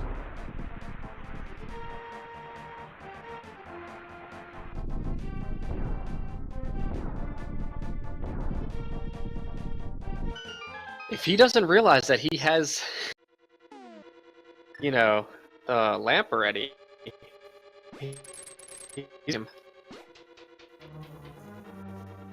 I mean, he has to realize that he has it. He did T-Rock.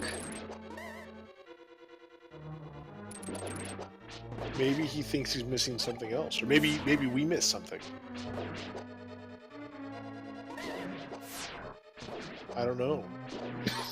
Well, he only has 2 dungeons left. He has Desert Palace and Mire. He's gone into Swamp and cleared all the way to the boss, and he hasn't gone into Pod yet. But if he doesn't think he has the lantern, he might be saving Pod. Oh man, we were on that menu for a long time. There's this heart container. No sanctuary heart. Hoping we didn't find Sank Heart without realizing it. Yeah, it could have been that first heart container in the four. Early on, just minutes into the seed.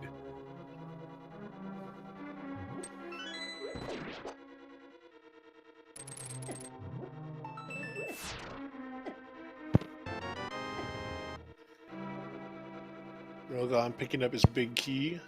He's gonna go see those nice big $20 on the Bumper Cave ledge.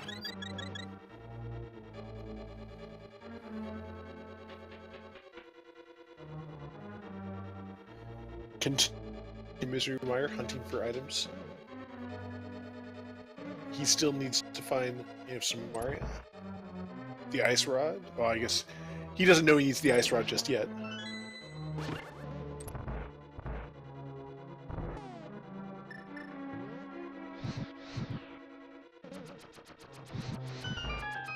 Okay, I think now he's in go mode because he's heading back to Mire.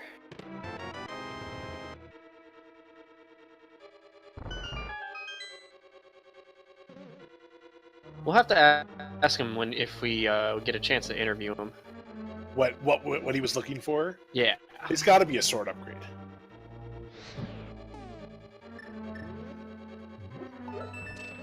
Getting a nice refill on hearts there from that heart container. Rilgon picking up his flippers.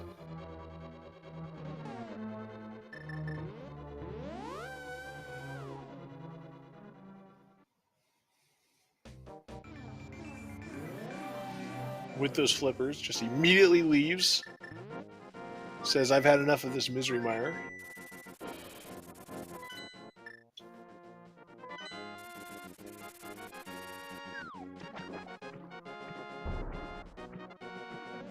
Is he gonna go to Ice Palace or is he gonna go to Waterfall Cave? He's gonna go to Ice Palace? Yes. Oh. He's gonna check the ledge. And then Hobo, because he hasn't checked Hobo yet.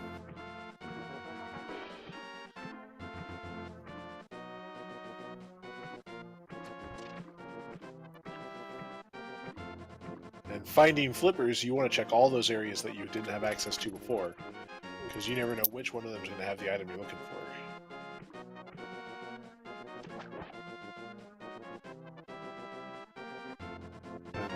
We know he's not wrong, which means it's only a matter of time before he finds that item. We got Breastikle staring long and hard at his item screen. I think he's finally realizing that he's checking chests for no reason. As he finally makes his way to the basement of Misery Mire.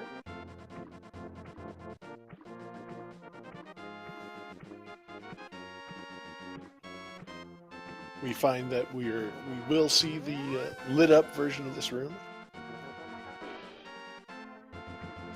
In my opinion, one of the hardest, probably the hardest dark room in the game to navigate. Not to mention the couple of rooms after it. But this room, getting this cane shot lined up with these other things shooting at you the whole time.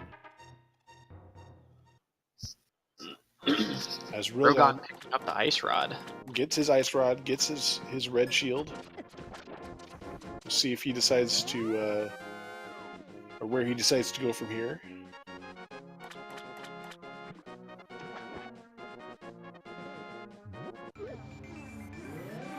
Gonna go into Ice Palace and get nice crystal dungeon here. May not get an item he needs, but one way or the other, will make his way towards the end of the game.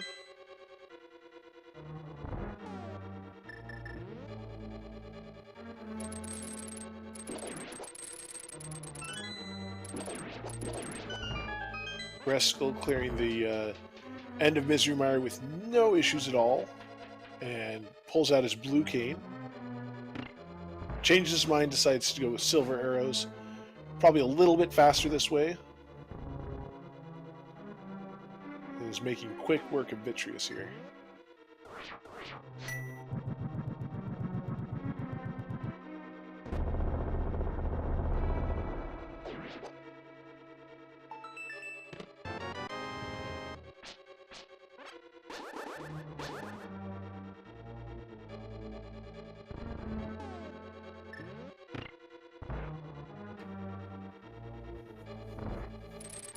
Crystal number 6 from Breastikle.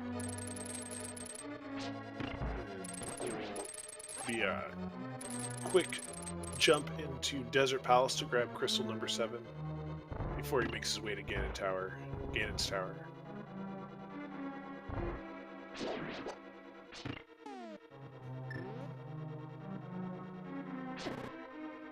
I think Zelnus may need to refresh again on Breastikle's side, because I just had to as well.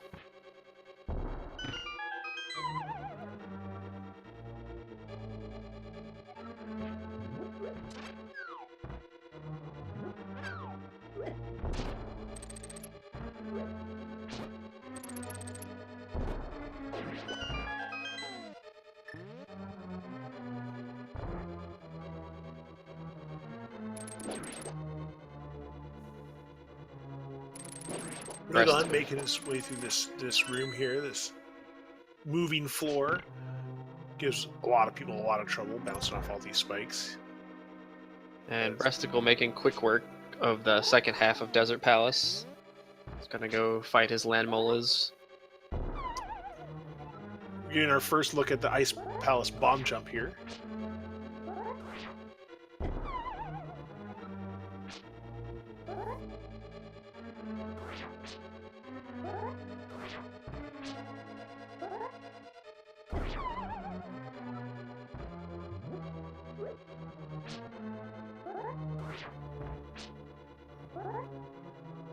Lining up with these non-traditional sprites can be tough,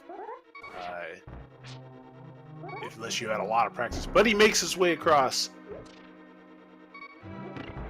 It's a very difficult jump to do, even with the original Link sprite. Oh yeah, absolutely. You have 4 pixel perfect jump spots you have to stand in.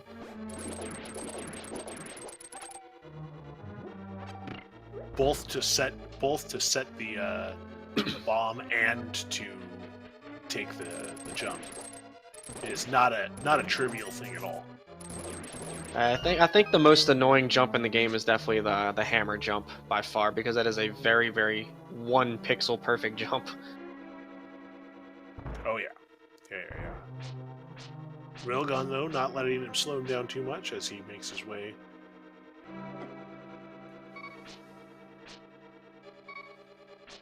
Oh, the ice floors are not treating him too well. Not having the boots in Ice Palace can really make these floors tough to deal with. There's a couple of things you can do to try to mitigate it. You can slash your sword. You can do some other stuff to try and line yourself up. Or you just gotta walk slow and hope for the best. Rilgon picking up his quack medallion.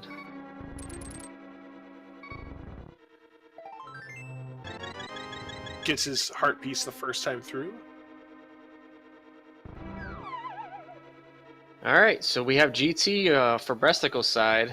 There's 22 unique items in GT.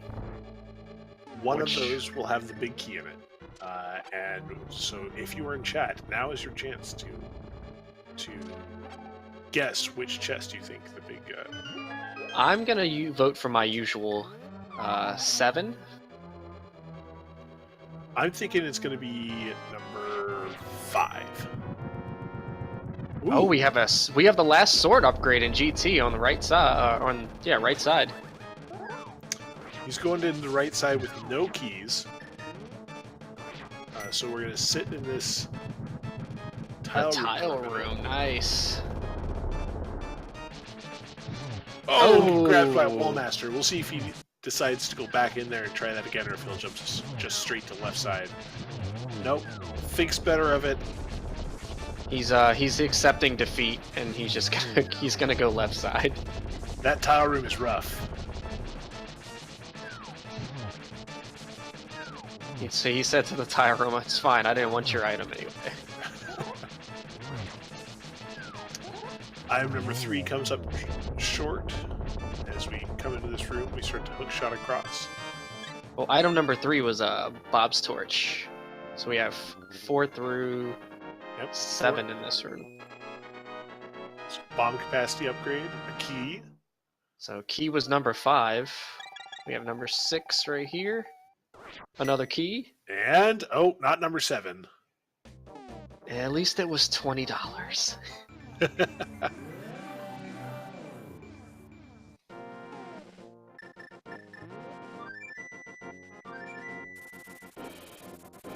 Just zips his way down that room.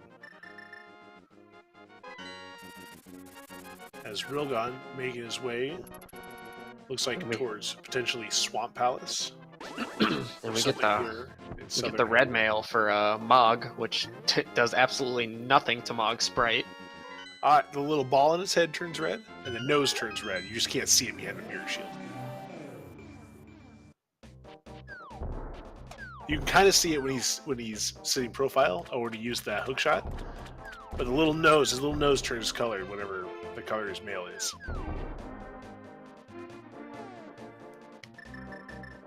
Yeah, Rilgon is going to make his way into Swamp Palace here. Unfortunately, we know that there's not any items that are going to help him on his journey here in Swamp Palace.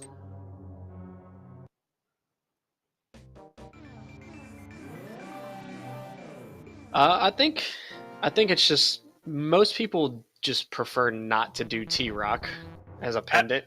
Absolutely. I know that's usually the last place I would ever want to check when it's a pendant.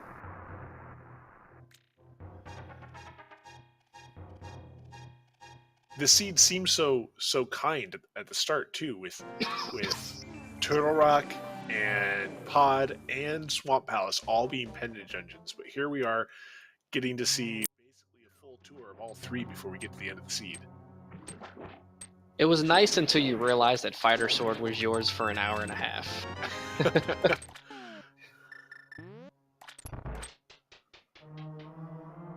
We are checking Bob's chest. Or everybody say hi to Bob. Bye, Bob. Oh, wait, no. Is he actually going to kill Bob? No, he can't. Oh! Just missed it. Bob lives another day. The Ice Armos.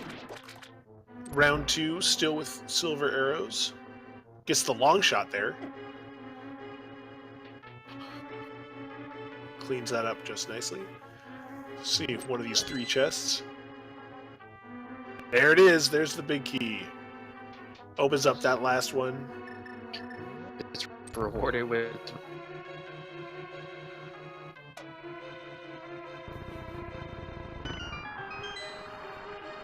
Kicks off the gauntlet as Rilgon is making his way through Swamp Palace.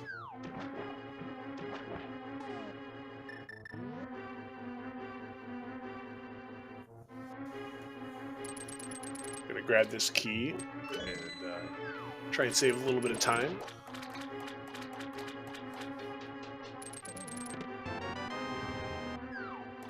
As Breastikle's line up his shots for these mimics. Ooh, that was a very nice second room for his garage.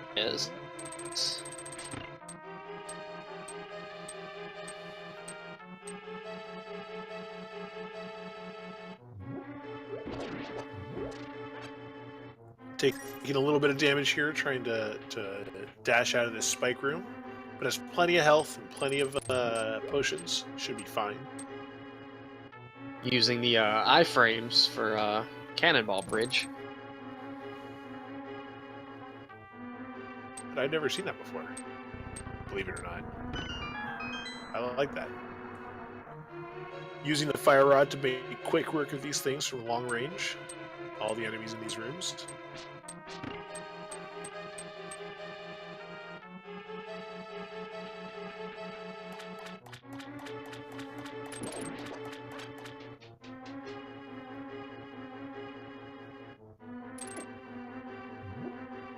Rilgon going to check the left side of Swamp Palace, still hunting for a few items he needs for Go Mode. He needs the Cane of Samaria and the Go Mode.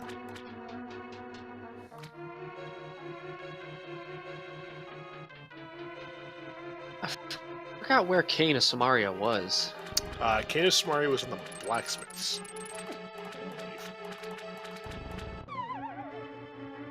Or somewhere along that route.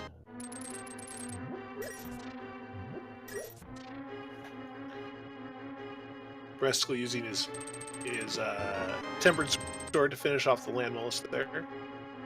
A little refresh room.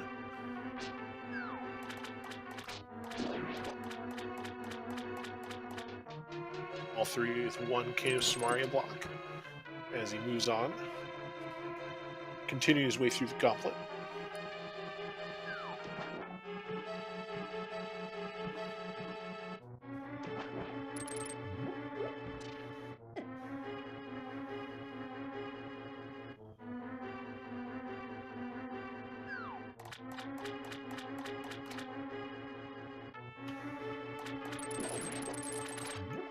Opting to use the lantern here as he's a little short on magic. Doesn't want to risk running out. Gonna pick up the fire rod. Hit that last one from along the edge. Uh-oh, choosing not to go grab that full magic upgrade. Looks like he was going to have enough, but it's going to be pretty close. Ooh! Cutting it short. Exactly 4 shots. Calculated, knew exactly what he was doing the whole time.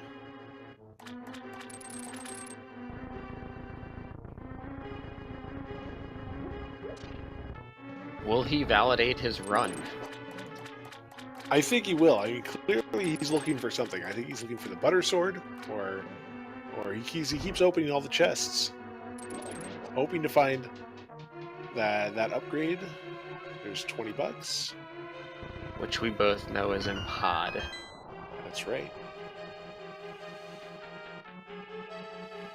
Using dash strats on Troll Dorm 2.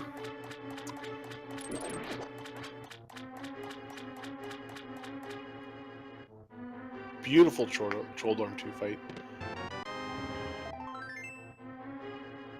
Gets that last chest. Finds the single validation arrow in the validation chest. The run is completely validated with a validation arrow in the validation chest. Kind of things I love to see. Rilgon also opting not to go kill the boss of Swamp Palace. Not going to pick up that pendant. Does not believe that this is a pedestal seed.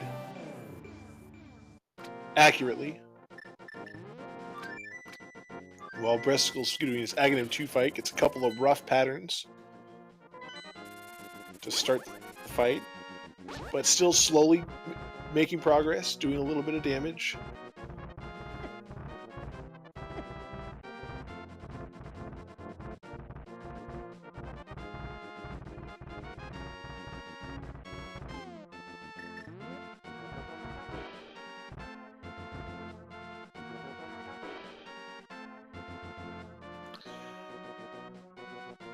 makes his way through Aghanim 2 on his way to Ganon.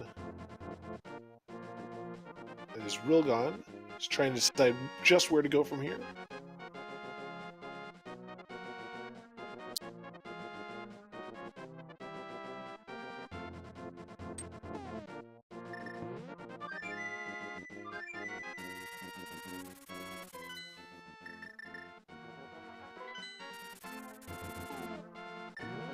Going back into the Dark World by Eastern Palace as Breastikle starts off the Ganon fight.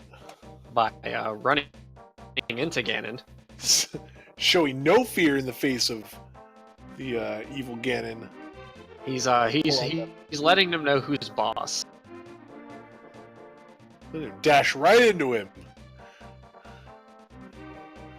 He's got plenty of potions and this blue cane to just stab Ganon in the back over and over and over.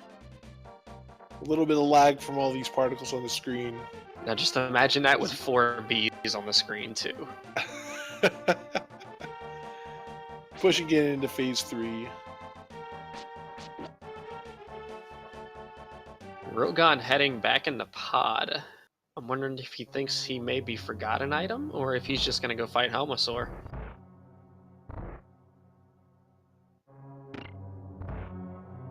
Going into the right side.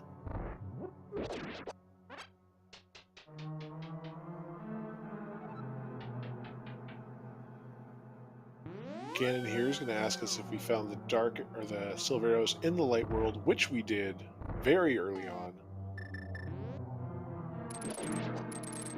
Gets the torch glitch.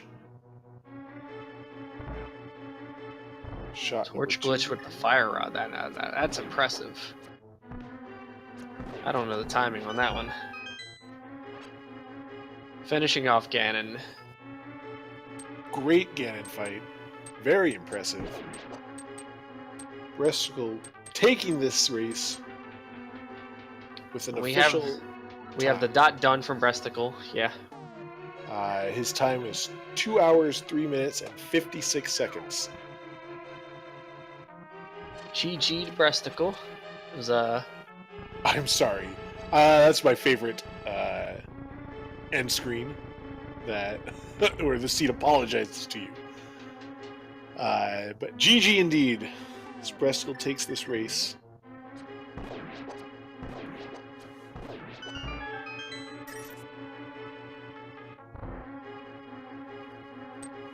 We'll see here in a minute if he wants to jump in and ask a couple of questions. Or answer a couple questions, I should say.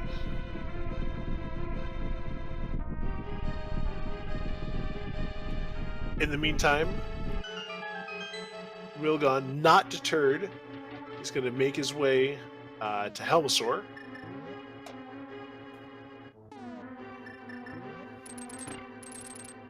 looks like he's going to be doing this for the green pendant, actually.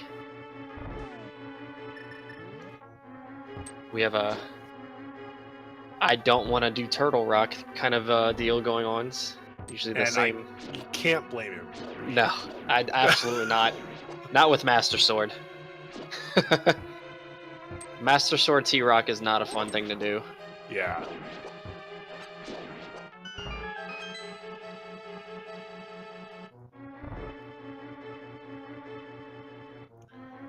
Pushing that block out of the way, going to make his way up this last corridor.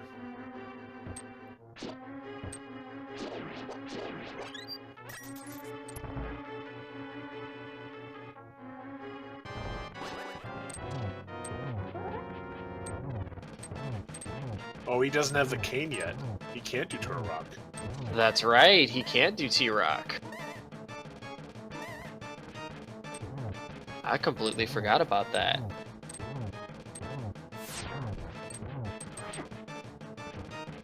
Cane doubly required, although he doesn't know that that's where the boots are yet. He also hasn't been into Desert Palace yet, I don't believe, to see that boots are required.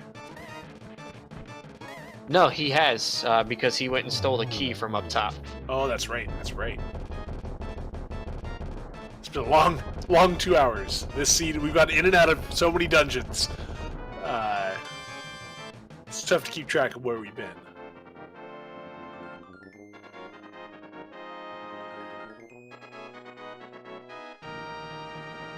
I mean, I don't even think either one of us really remember where the cane was.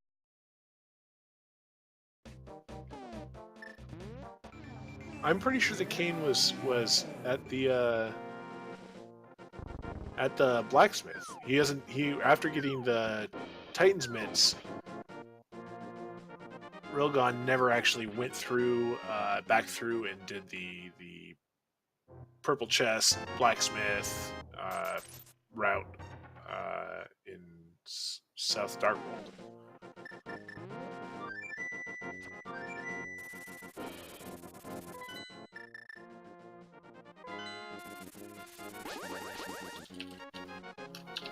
Here we are. Looks like we're going back to Hyrule Castle. We'll check a little bit, maybe the dark room in the escape, which we would not only recently got the access to, now that we have the lantern, which was fairly late in the seed. We're gonna have Breastikle joining us in a second here for an interview.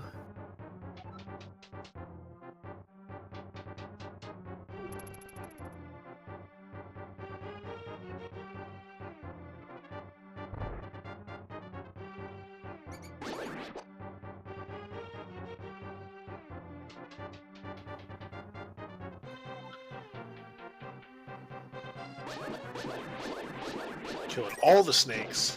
We won't have any snakes in our escape this time through.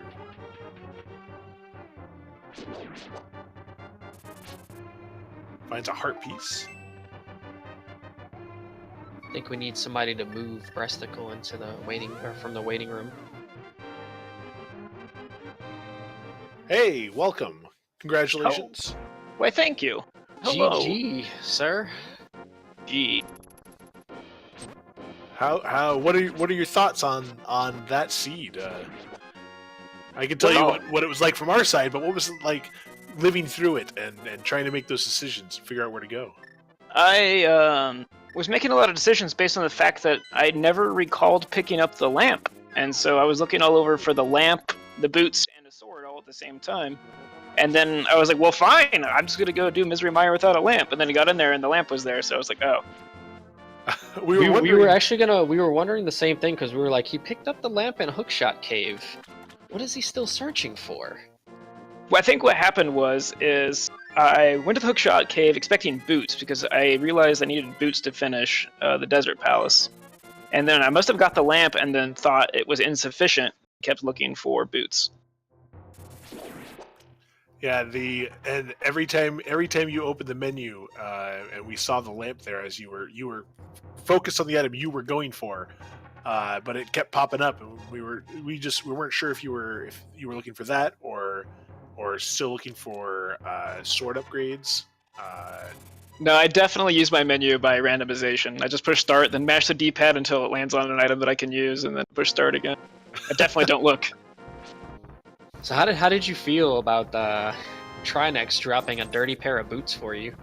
Well, I thought it was awesome at first. Then I shook my head because that was really, really trolly of a seed, and I was like, well, this kind of makes up for the whole lamp problem, but there's definitely a much faster way to complete the seed. This is probably a 141, like, for a mediocre player.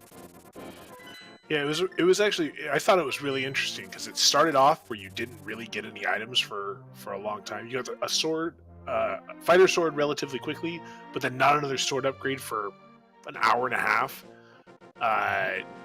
And the pennant locations made it seem like you didn't need very many items to complete the game. Yeah, but I knew it was a dirty trick the whole time. Yeah. It gave you the illusion that you were going to be able to do this seed very quickly. Yeah, and I almost gave up because I had checked everything except where the Moon Pearl was, and I didn't even know where to go for a while, but then I was like, oh, it gave me powder and a hammer. It's like, oh, that's in the light world. So I'm used to like sweeping that whole area once I have Dark World and Mitt. I wouldn't think about going to the bat before I had powder. Yeah, in fact, you were your racing opponent Rilgon only thought of that about 5 minutes before you did. Nice. So that you didn't lose too much time to doing basically a full clear of everything you had access to before getting access to that. We didn't even think of it. We were trying to figure out what item you could have gone to too. So this is don't feel bad at all about not knowing, not thinking of that. I was like, well, I don't have a mushroom. I can't fake powder, so I don't know what to do. Yeah, I think the biggest actual mistake I made was not picking up the free heart in the forest in the early game, because I had a lot of health management issues trying to do some of these palaces early. Yeah, both Swamp and Thieves Town are real tough to do with low health green mail fighter sword. Yeah. However, almost every practice race I've been in, I've had to do Mothula with a fighter sword. So that's not new on me. The one that was really worrisome was going in for Cold Stare, and so I was gonna I warped to 8, and then I was like, no, and I warped back to the Witch's Hut and bought a couple blue potions, but never used until the Ganon fight. Yeah, the diving straight into Ganon with your blue cane because you knew you had all those potions, and just taking him on head to head. That was a silly fight. Well, congratulations. How do you feel about the tournament overall? Where do you think you? This was your first race of the secondary tournament, right? Yep, that's the very first one. I don't know any of the people in my group really. I haven't really seen play, so I don't know what to expect. But I know I could expect a lot more out of myself, and trying to get the hang of. I mean, I run the game vanilla. I'm used to the mechanics, but something's going wrong with my routing, and gotta iron it out and just see how it goes. Just have a lot of fun. The game is still, extremely addictive for me. I've only, been playing probably July. I think it's safe to say that it's doing that to everybody in their routing. It's just the V26 logic, honestly. Yeah. I'm glad I didn't get accustomed to 425 logic, so 26 is where it's at. 26 is definitely a unique thing. A lot of people are very frustrated with it, but I think it's just very true random, right? Like it's as close to as truly random as we've been in a while. But Rilgon just picked up his Kingdom Samaria, and he's celebrating by attacking the blacksmiths with his master sword. Boilers.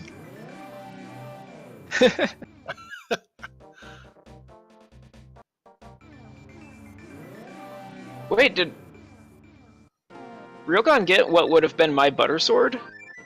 Yes, he did. The fourth sword upgrade was in Pod. Oh, okay. He was fighting Helmasaur. Yeah, you never even went into Pod, right? You went to Turtle Rock first. Yeah, and looking back, I actually consider that a mistake. Like, I was just expecting the worst, but I went to Rock. But also, there was more locations, and I still thought I had no lamp, so I made the decision based on that. Sure. I was like, I don't want to do this at a lamp, so I just went to Turtle Rock instead. We were trying to decide if the seed would, because there was a potential for the book to be on the library, and this to be a pedestal seed, and you have no way of finding out until you've killed all 3 bosses and gone and blindfold the pedestal. I was definitely thinking that you guys were thinking that. I was like, oh, of course. Because I cleared all of Swamp except the boss, and I was like, well, I hope I don't need that pendant. Just left. Rilgon did the same thing too. He cleared both Pod and Swamp up to the boss. He ended up going back into Pod because it was the green pendant. We were actually thinking like maybe it was gonna like turn into one of those find Lantern, go back, kill Vitreous. Vitreous drops a pair of boots. Oh man. Yeah, there was a lot going on, but it looks like Rilgon is making his way towards Turtle Rock. Not giving up, not being deterred. Way. Game gets a lot more fun when you get boots, though. That's true. He will be stopped by these by these the rock squirrels. Oh, the cape does not reduce your hitbox size.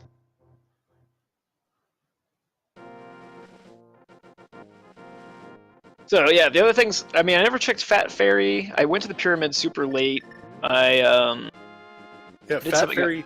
Well, you didn't have access to Fat Fairy until it was the last dungeon because the 5 and 6 was, or one of them was on desert. Oh, the desert. Yeah, and so what I did was I tried to negotiate my routing at the very end there as good as possible. So I had narrowed down that the map and compass were left in desert, so I skipped the big chest and cleaned up mire and then warped on the ledge, or warped right in front of the main door, to try and speed desert up as fast as possible. Start pushing that 2-hour mark and you get scared the other person's gonna finish. Yeah, were you kept opening chests going through the end of Ganon's tower? Were you hoping to find a sword upgrade just to speed along the Ganon fight? Yeah, or a cape instead of Brian. That would have been another thing to look for. Oh, I believe the cape was in pod. Yeah, he has the cape. It's just not ticked on his tracker. But I made Brian work. Yeah. And I got that the rusty sword on the way to Ganon. Oh, that's the other thing, is I tried to go to the right, but I got handmastered, so I didn't finish going right. That was really sad. We were saying that it would be really unfortunate if that big key happened to be in the tile room, which is already a real slow room to be in. Yeah, that would have been awful. I think I made the right choice just to change my mind. Yeah, not having keys starting that out can be a little rough. Yeah, and then I had to make sure to pick the keys because I went all the way left and never found it. And then make sure I had enough keys to actually get through the dungeon properly. But it came up right after the second Silver Arrow Armos fight. Yeah. Having the silver arrows and the bow that early is nice too, doing all the dungeons and getting to abuse the fact that you have the silver arrows to speed through some of the enemies. Oh, and I did die on blind, noob. That was the other problem I had. You weren't the only one. Blind is not a fun fight to do when you have like 4 or 5 hearts. Yeah, it's just rough. That's like how many hearts you have on the NMG or the YBA route. It's the most recent vanilla route I've done. Just taking a misstep once or twice, or have you done a lot of that run? I did a bunch for the Zelda Classic run by Pres J Polk. You do Zeldas 1 through 4, kind of any percent, no kind of glitchless routes. Okay. But I think in one of my early PBs of that, I had 9 consecutive deaths on blind, and then I pretty much just stopped dying to blind after that. Yeah. But it's really important to kill blind on the first go, Oh yeah. because the setup is not well practiced. Oh man, Rilgon's really low. But we had powder since the beginning of the game, and I eventually got myself a net. Yeah, the net. I think the net's here in. It's the first chest in Laser Bridge. Oh right. Bugnet, I think was. It's in the big key chest. Oh, is it the big key chest? I think so. I thought it was in desert. Maybe. It was really recently. There's no way I should remember. Yeah, it was not a long time ago when we picked up the bug net. We're gonna pick up our key from this chest here. A key for a key. Always a good exchange. Picking that up Wait. as we're desperately looking for the boots. How does Rilgon know that he needs boots at this point? Oh, He's been in the desert. He's been in the desert. so he's been in the desert but didn't pick up the net? He may just not have marked it, just like he didn't with the cape. The cape's marked. Not on his actual screen. Yeah, he's on the tracker. Oh, he has flipped? We're watching his live feed, not Gotcha. Randomizer 4, because Yeah. of the stream delay, the extra stream delay. Gotcha. Yeah, see, he has the bug net. Okay, that's confusing. Because I never had the cape. Yes, my cape is not marked. It's okay, Flaffy. It's okay. Oh well, now I have nothing at all. I'm just completely free. Checking Mimic Cave. I guess. Yeah, use the hammer. Take out those mimics. Video's frozen restream.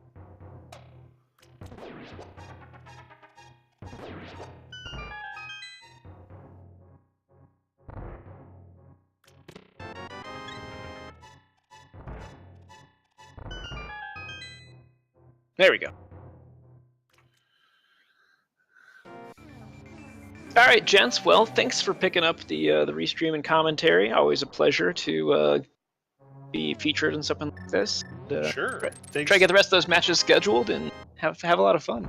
Yeah, thanks for the entertaining run. This was a doozy of a seed, and it was fun to watch you guys noodle through it. It was not simple. No, it was not. But it's always next time. Yeah, Time will be congratulations again. Why, thank you, and good luck to Rilgon here. Just trying to, kind of waiting to see what the expression will be once the boots fall from this guy here. Then I'll get a call it a night and go back to work. But thank you both once again, and I am out. All right. All right, you have a good night, and GG again. We'll make our way, a little roundabout way through this dark room here. Doesn't cost too much time taking a wrong turn. There are a couple wrong turns in here that can be pretty devastating. You get lost for quite a while, but luckily that one wasn't too bad.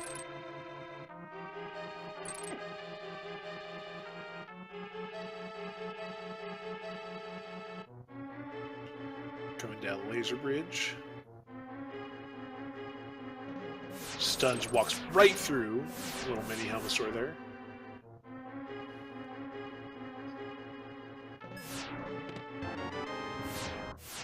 Finds a key, the Tempered Sword. Gotta be pretty excited about that. It's gonna make the Trinex fight a little easier, not having to suffer through it with the Master Sword. He's gonna find that beautiful butter sword when he heads up into GT.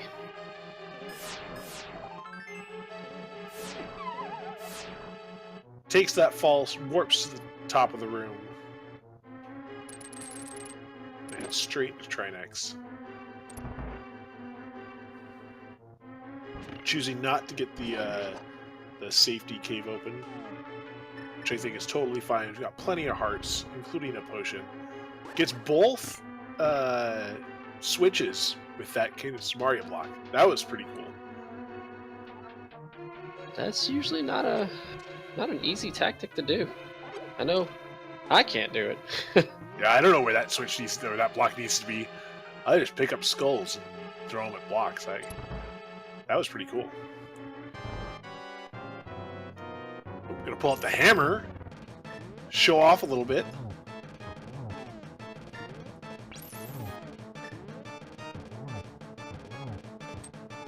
Opting out of slashing at Trinex and decides to want to smash his face in. I like it.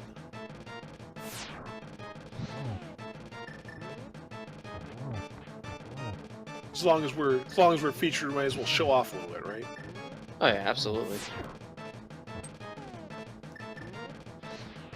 Getting that right side head down. Get a little low on health.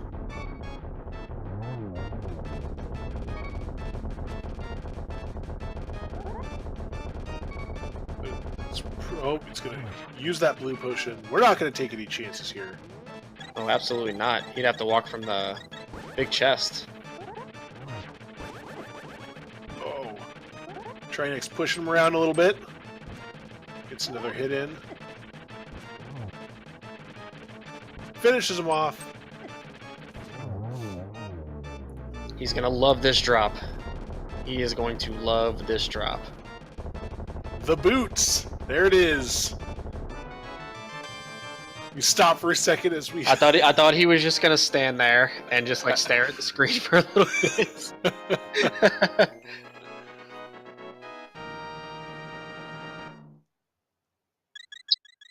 Grabbing that well-earned blue pendant, but not the most important prize to get out of this dungeon. He is officially in go mode.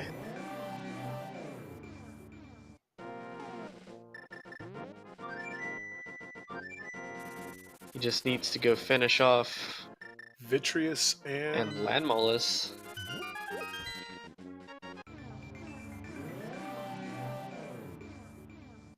should be pretty quick. He's already gone through most of both of these dungeons.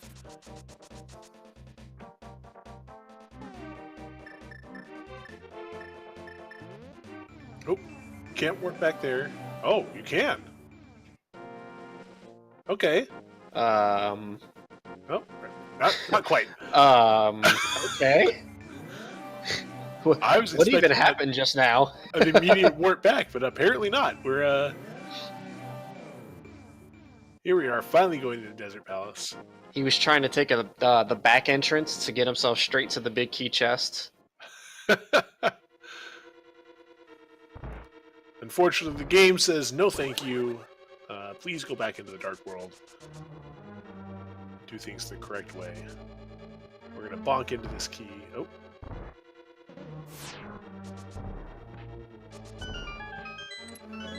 My favorite mirror is going into the desert in that spot.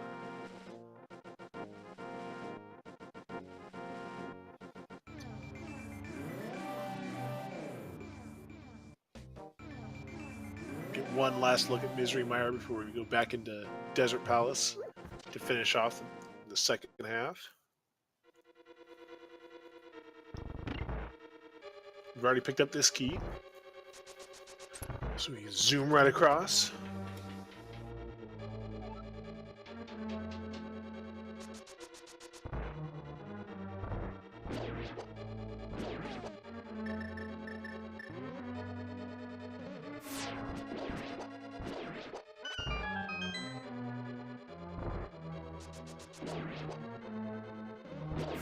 Runs right through, grabs that key.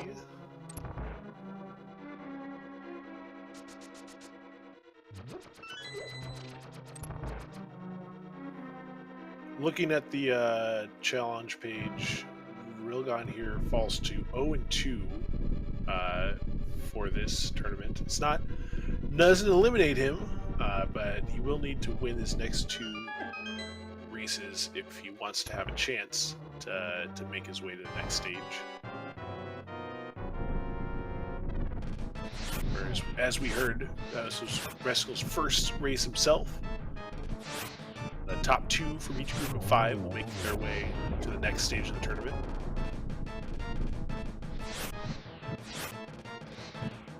So Rilgon not out of hope, but a little bit of a hole to dig out of. It does need to get lucky. Wow, that's a nice final hit on the Landmolus. Oh yeah, absolutely. To be awarded with Crystal 6 here. I think as far as like what happened this race, he had the routing down very, very nice. It's just the way the seed laid out for him was just not the nice part. Yeah, and you really can't be mad about not wanting to go into Turtle Rock. I mean, anything at Trinex is just a terrible thing to see. Let alone Pendant Trinex. Yeah, absolutely. Let's just go with anything in T-Rock in general is is not fun. Absolutely not. Well, and there's so many dungeons that you had to go in and out of ultimately, just to find the items you needed.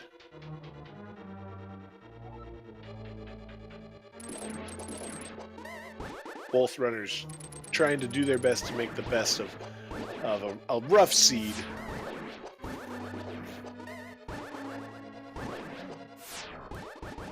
He's gonna make quick work of Meyer.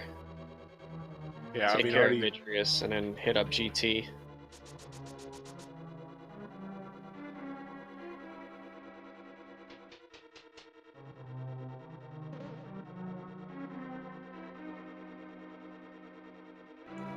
Oh, we're gonna warp on through, or go on into, yeah, warp in. I knew there's a teleport here.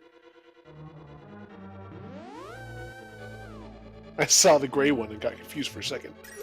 But we're gonna warp on up to the back half of Misery Mire here. Deal with these dark rooms. Plenty lit by the lantern that we picked up fairly late into the seed.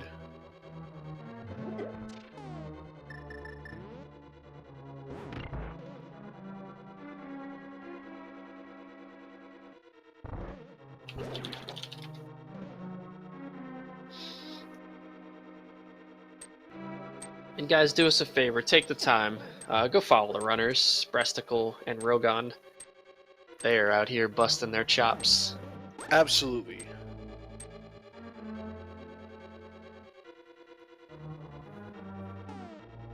These players went through this rough seed. We should reward them a little bit by showing them some love, giving them each a follow.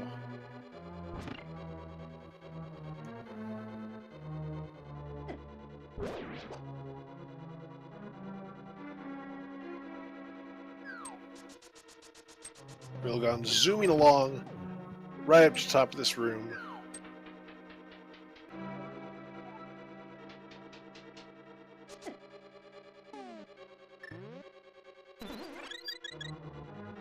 We're gonna have Silver Arrow strats on Vitreous.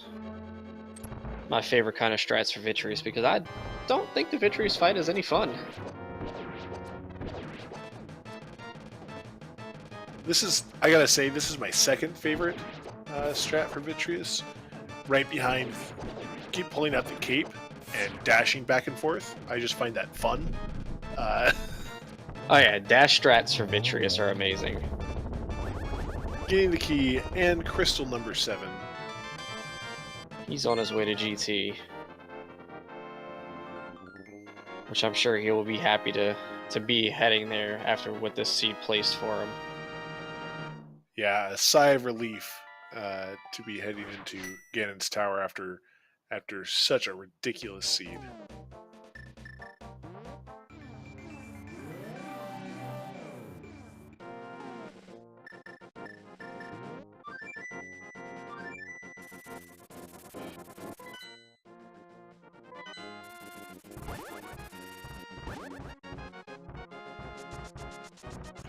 And we get a little hookshot speed running through the mountain here.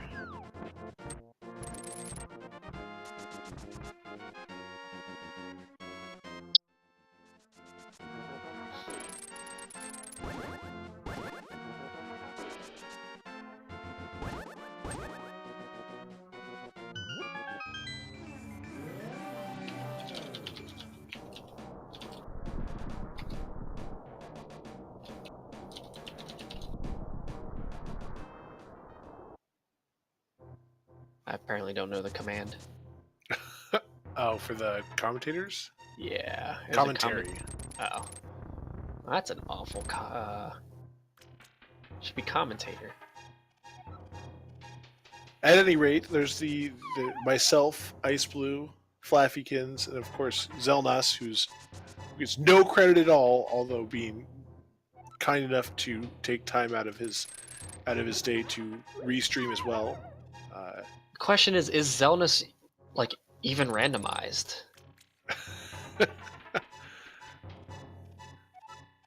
I feel like every stream that I'm watching is restreamed by Zelnas. I'm pretty sure he's just got 4 or 5 laptops up all the time. Oh, he subscribed to Moon. Ugh. Oh, unfollowed. At any rate, Rilgon here, finally opening up Ganon's Tower. Going to start his path up to the top. We know we've got a little ways to go before we find that big key.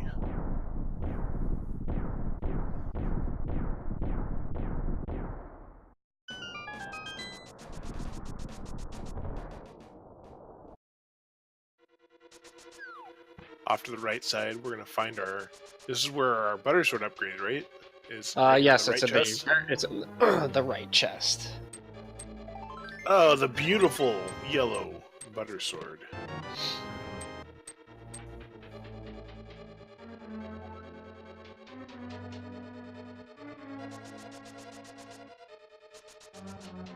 Flaffy, it's okay though. Potatoes are delicious.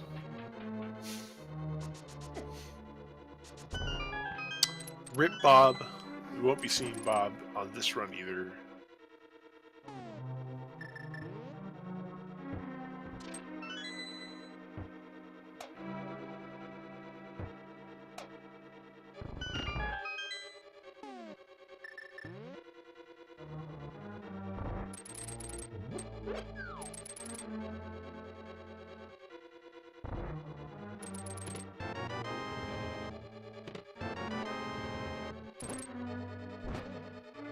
Butter sword making quick work of these.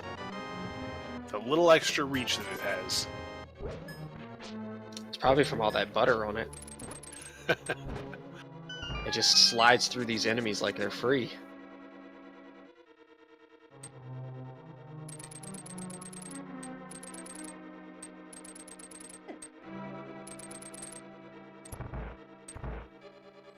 Using the hook shot to jump across this room. Ooh! That is a very bright red Pokemon there.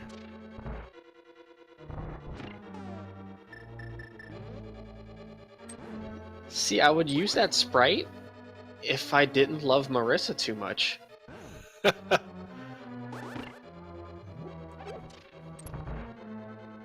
Marissa is bae.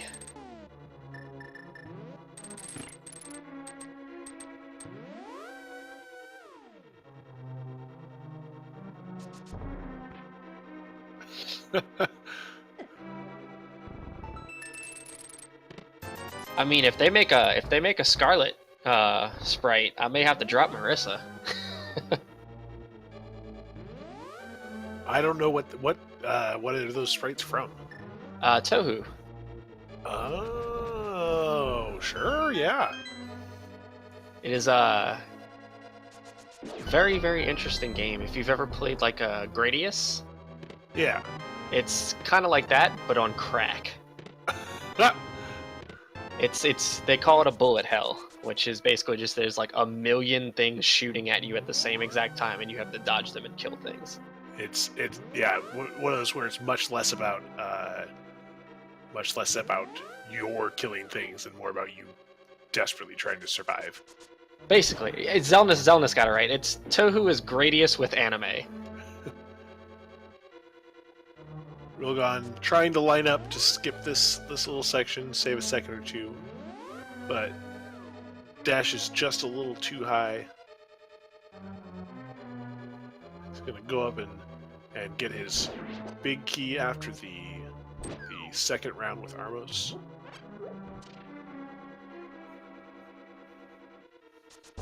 But will he kill Bob?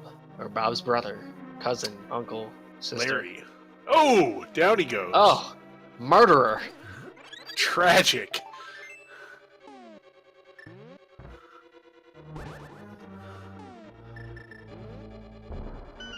Savage. He may still be angry about the boots. Just gonna take it out on Bob. Takes the patient route. He's gonna let the Armos come to him. Not a bad decision when you're dealing with this ice. As we can see, traveling around on this ice is not easy. Getting absolutely trolled by ice. And not me.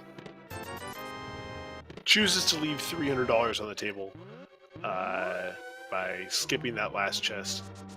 We're not looking for anything. We've got the big shield. We got the mail upgrades. We got the silver arrows. We're rocking the butter sword.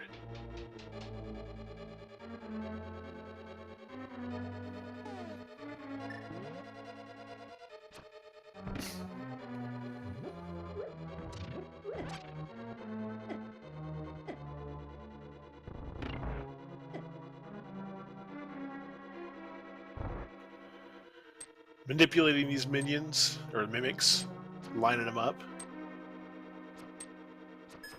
Got that mirror shield to block the shot. One of my favorite things to do is to line them up and bounce their attacks off. Just because you so seldom get to do that. Gets hit and almost lines him up perfectly for that shot. I believe that was intentional.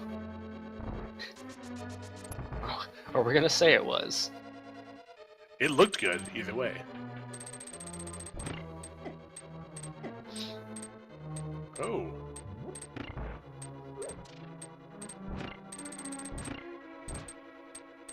It's like he's activated the hard mode of GT by dropping the pegs. Oh, takes a fall in this room. Hopefully he takes advantage of those iframes. Nope, he's just gonna makes it through that time.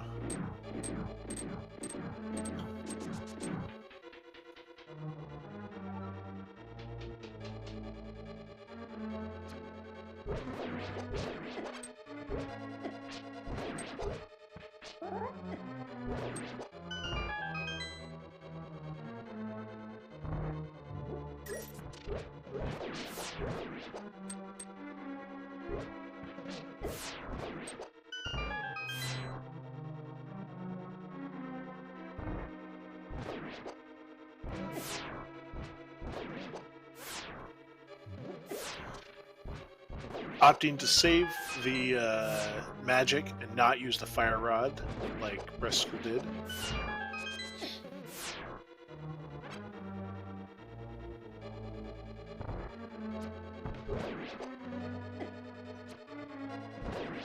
Not letting the ice in this room slow him down. Getting a little bit of revenge from the other ice rooms throughout the run.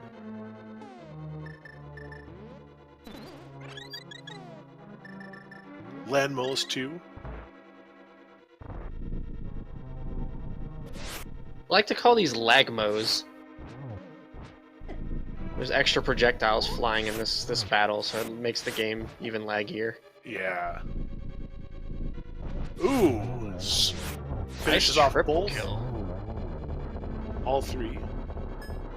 But two with one swing there at the end, too. Very nice.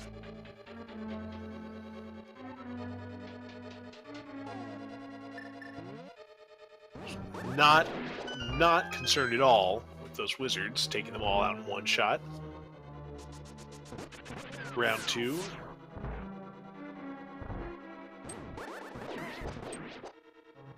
Oh, just out of reach for that butter sword.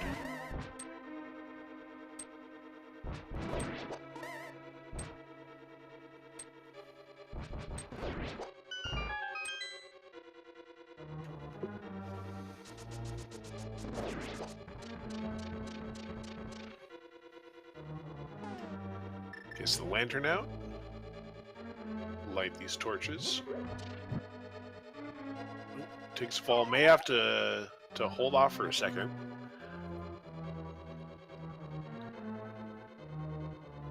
Trying to blow out that light with the butter sword.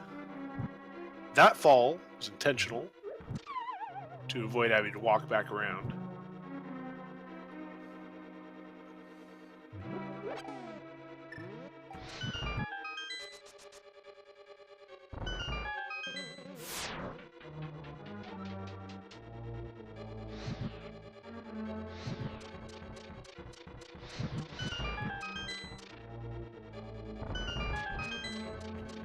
Grabbing that key to open the or that door in the next room. Which is a good catch, remembering we need to do that. This late in the seed, it's easy to forget stuff like that. Especially with everything that they've been through in this seed already.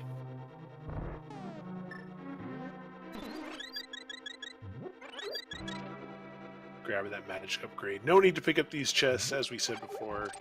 Have everything we could possibly want.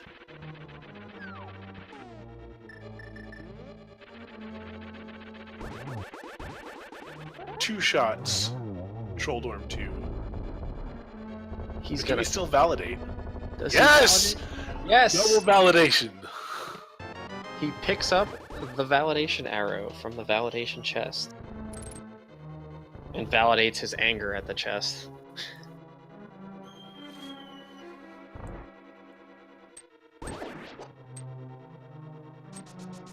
bumped around just a little bit, but getting lined up to dash right to the end of that room.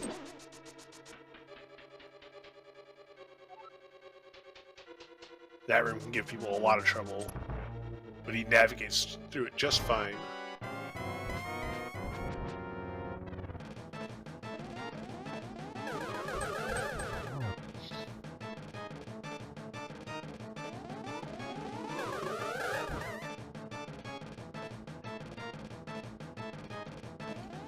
Gets a second hit there.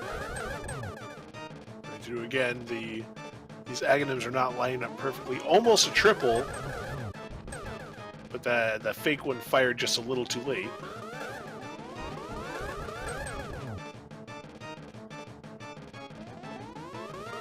Oh, he's not having any luck with these blue balls. Ooh, just a little out of position for that shot. But gets his sixth hit. And just a couple extra swipes just for good measure. Gotta make sure Aghanim is actually down. I don't blame him.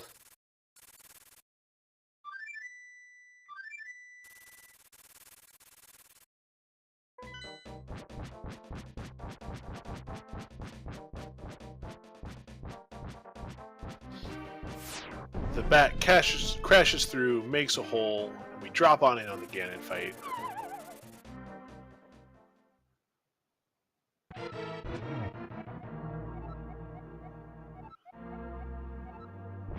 Tells us that we killed Aghanim twice, which is not, in fact, true.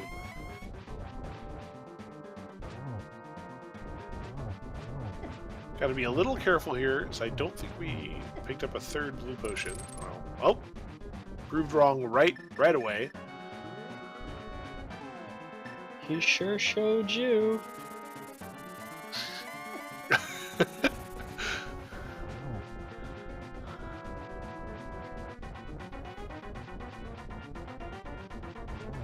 Let's see. I don't think he's going to need it. Looks like we're already into phase 3. We're lining up to swipe and not get those bats to swing through. We haven't used any magic. I think we're going to be good. I don't think we're going to need that last potion.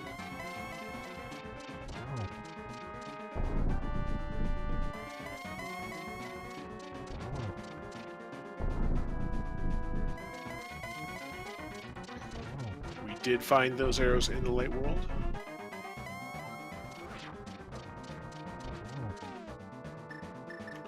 Misses the torch glitch, but that's okay because we have plenty of magic and plenty of ways to light that fire.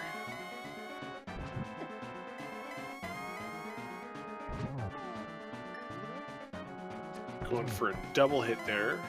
Unfortunately, knocking Ganon into the side of the platform prevents the ability to hit it a second time. But here we are. Oh, just barely missed. Ooh, gotta be careful. Almost unleashed the bee! I would have loved to see the bee come out and I thought he was going back into his menu to release the bee.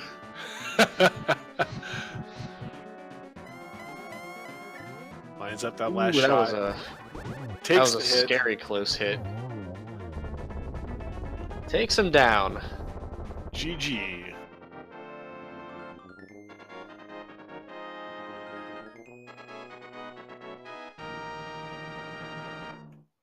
And Rilgon finishes with an SRL time of 2 hours, 50 minutes, and 45 seconds.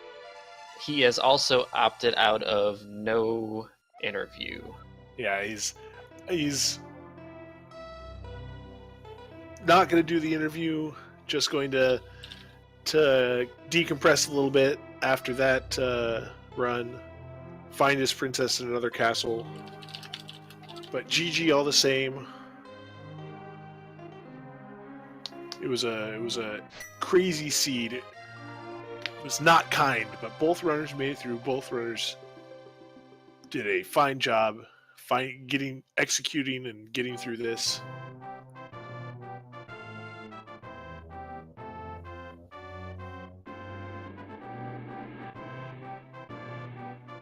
Once again, take this opportunity, follow both runners. if you haven't already. Also, follow all of the myself and Ice Blue, as well as Flaffy on tracking, and Zelnas on the restream. Definitely props for Zelnus for, restreaming this race, and Flaffy for tracking for us. Rilgon did say that he was kind of fuming when he saw the boots drop off of Trinex, and he said he was ready to quit when Bread Smiths didn't have the cane.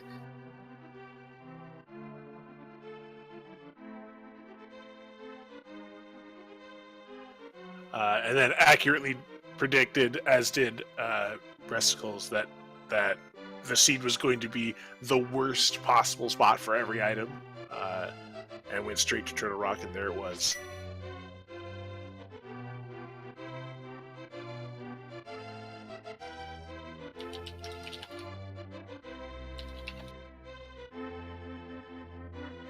Alright guys, well, that wraps up this race. Thank you for tuning in.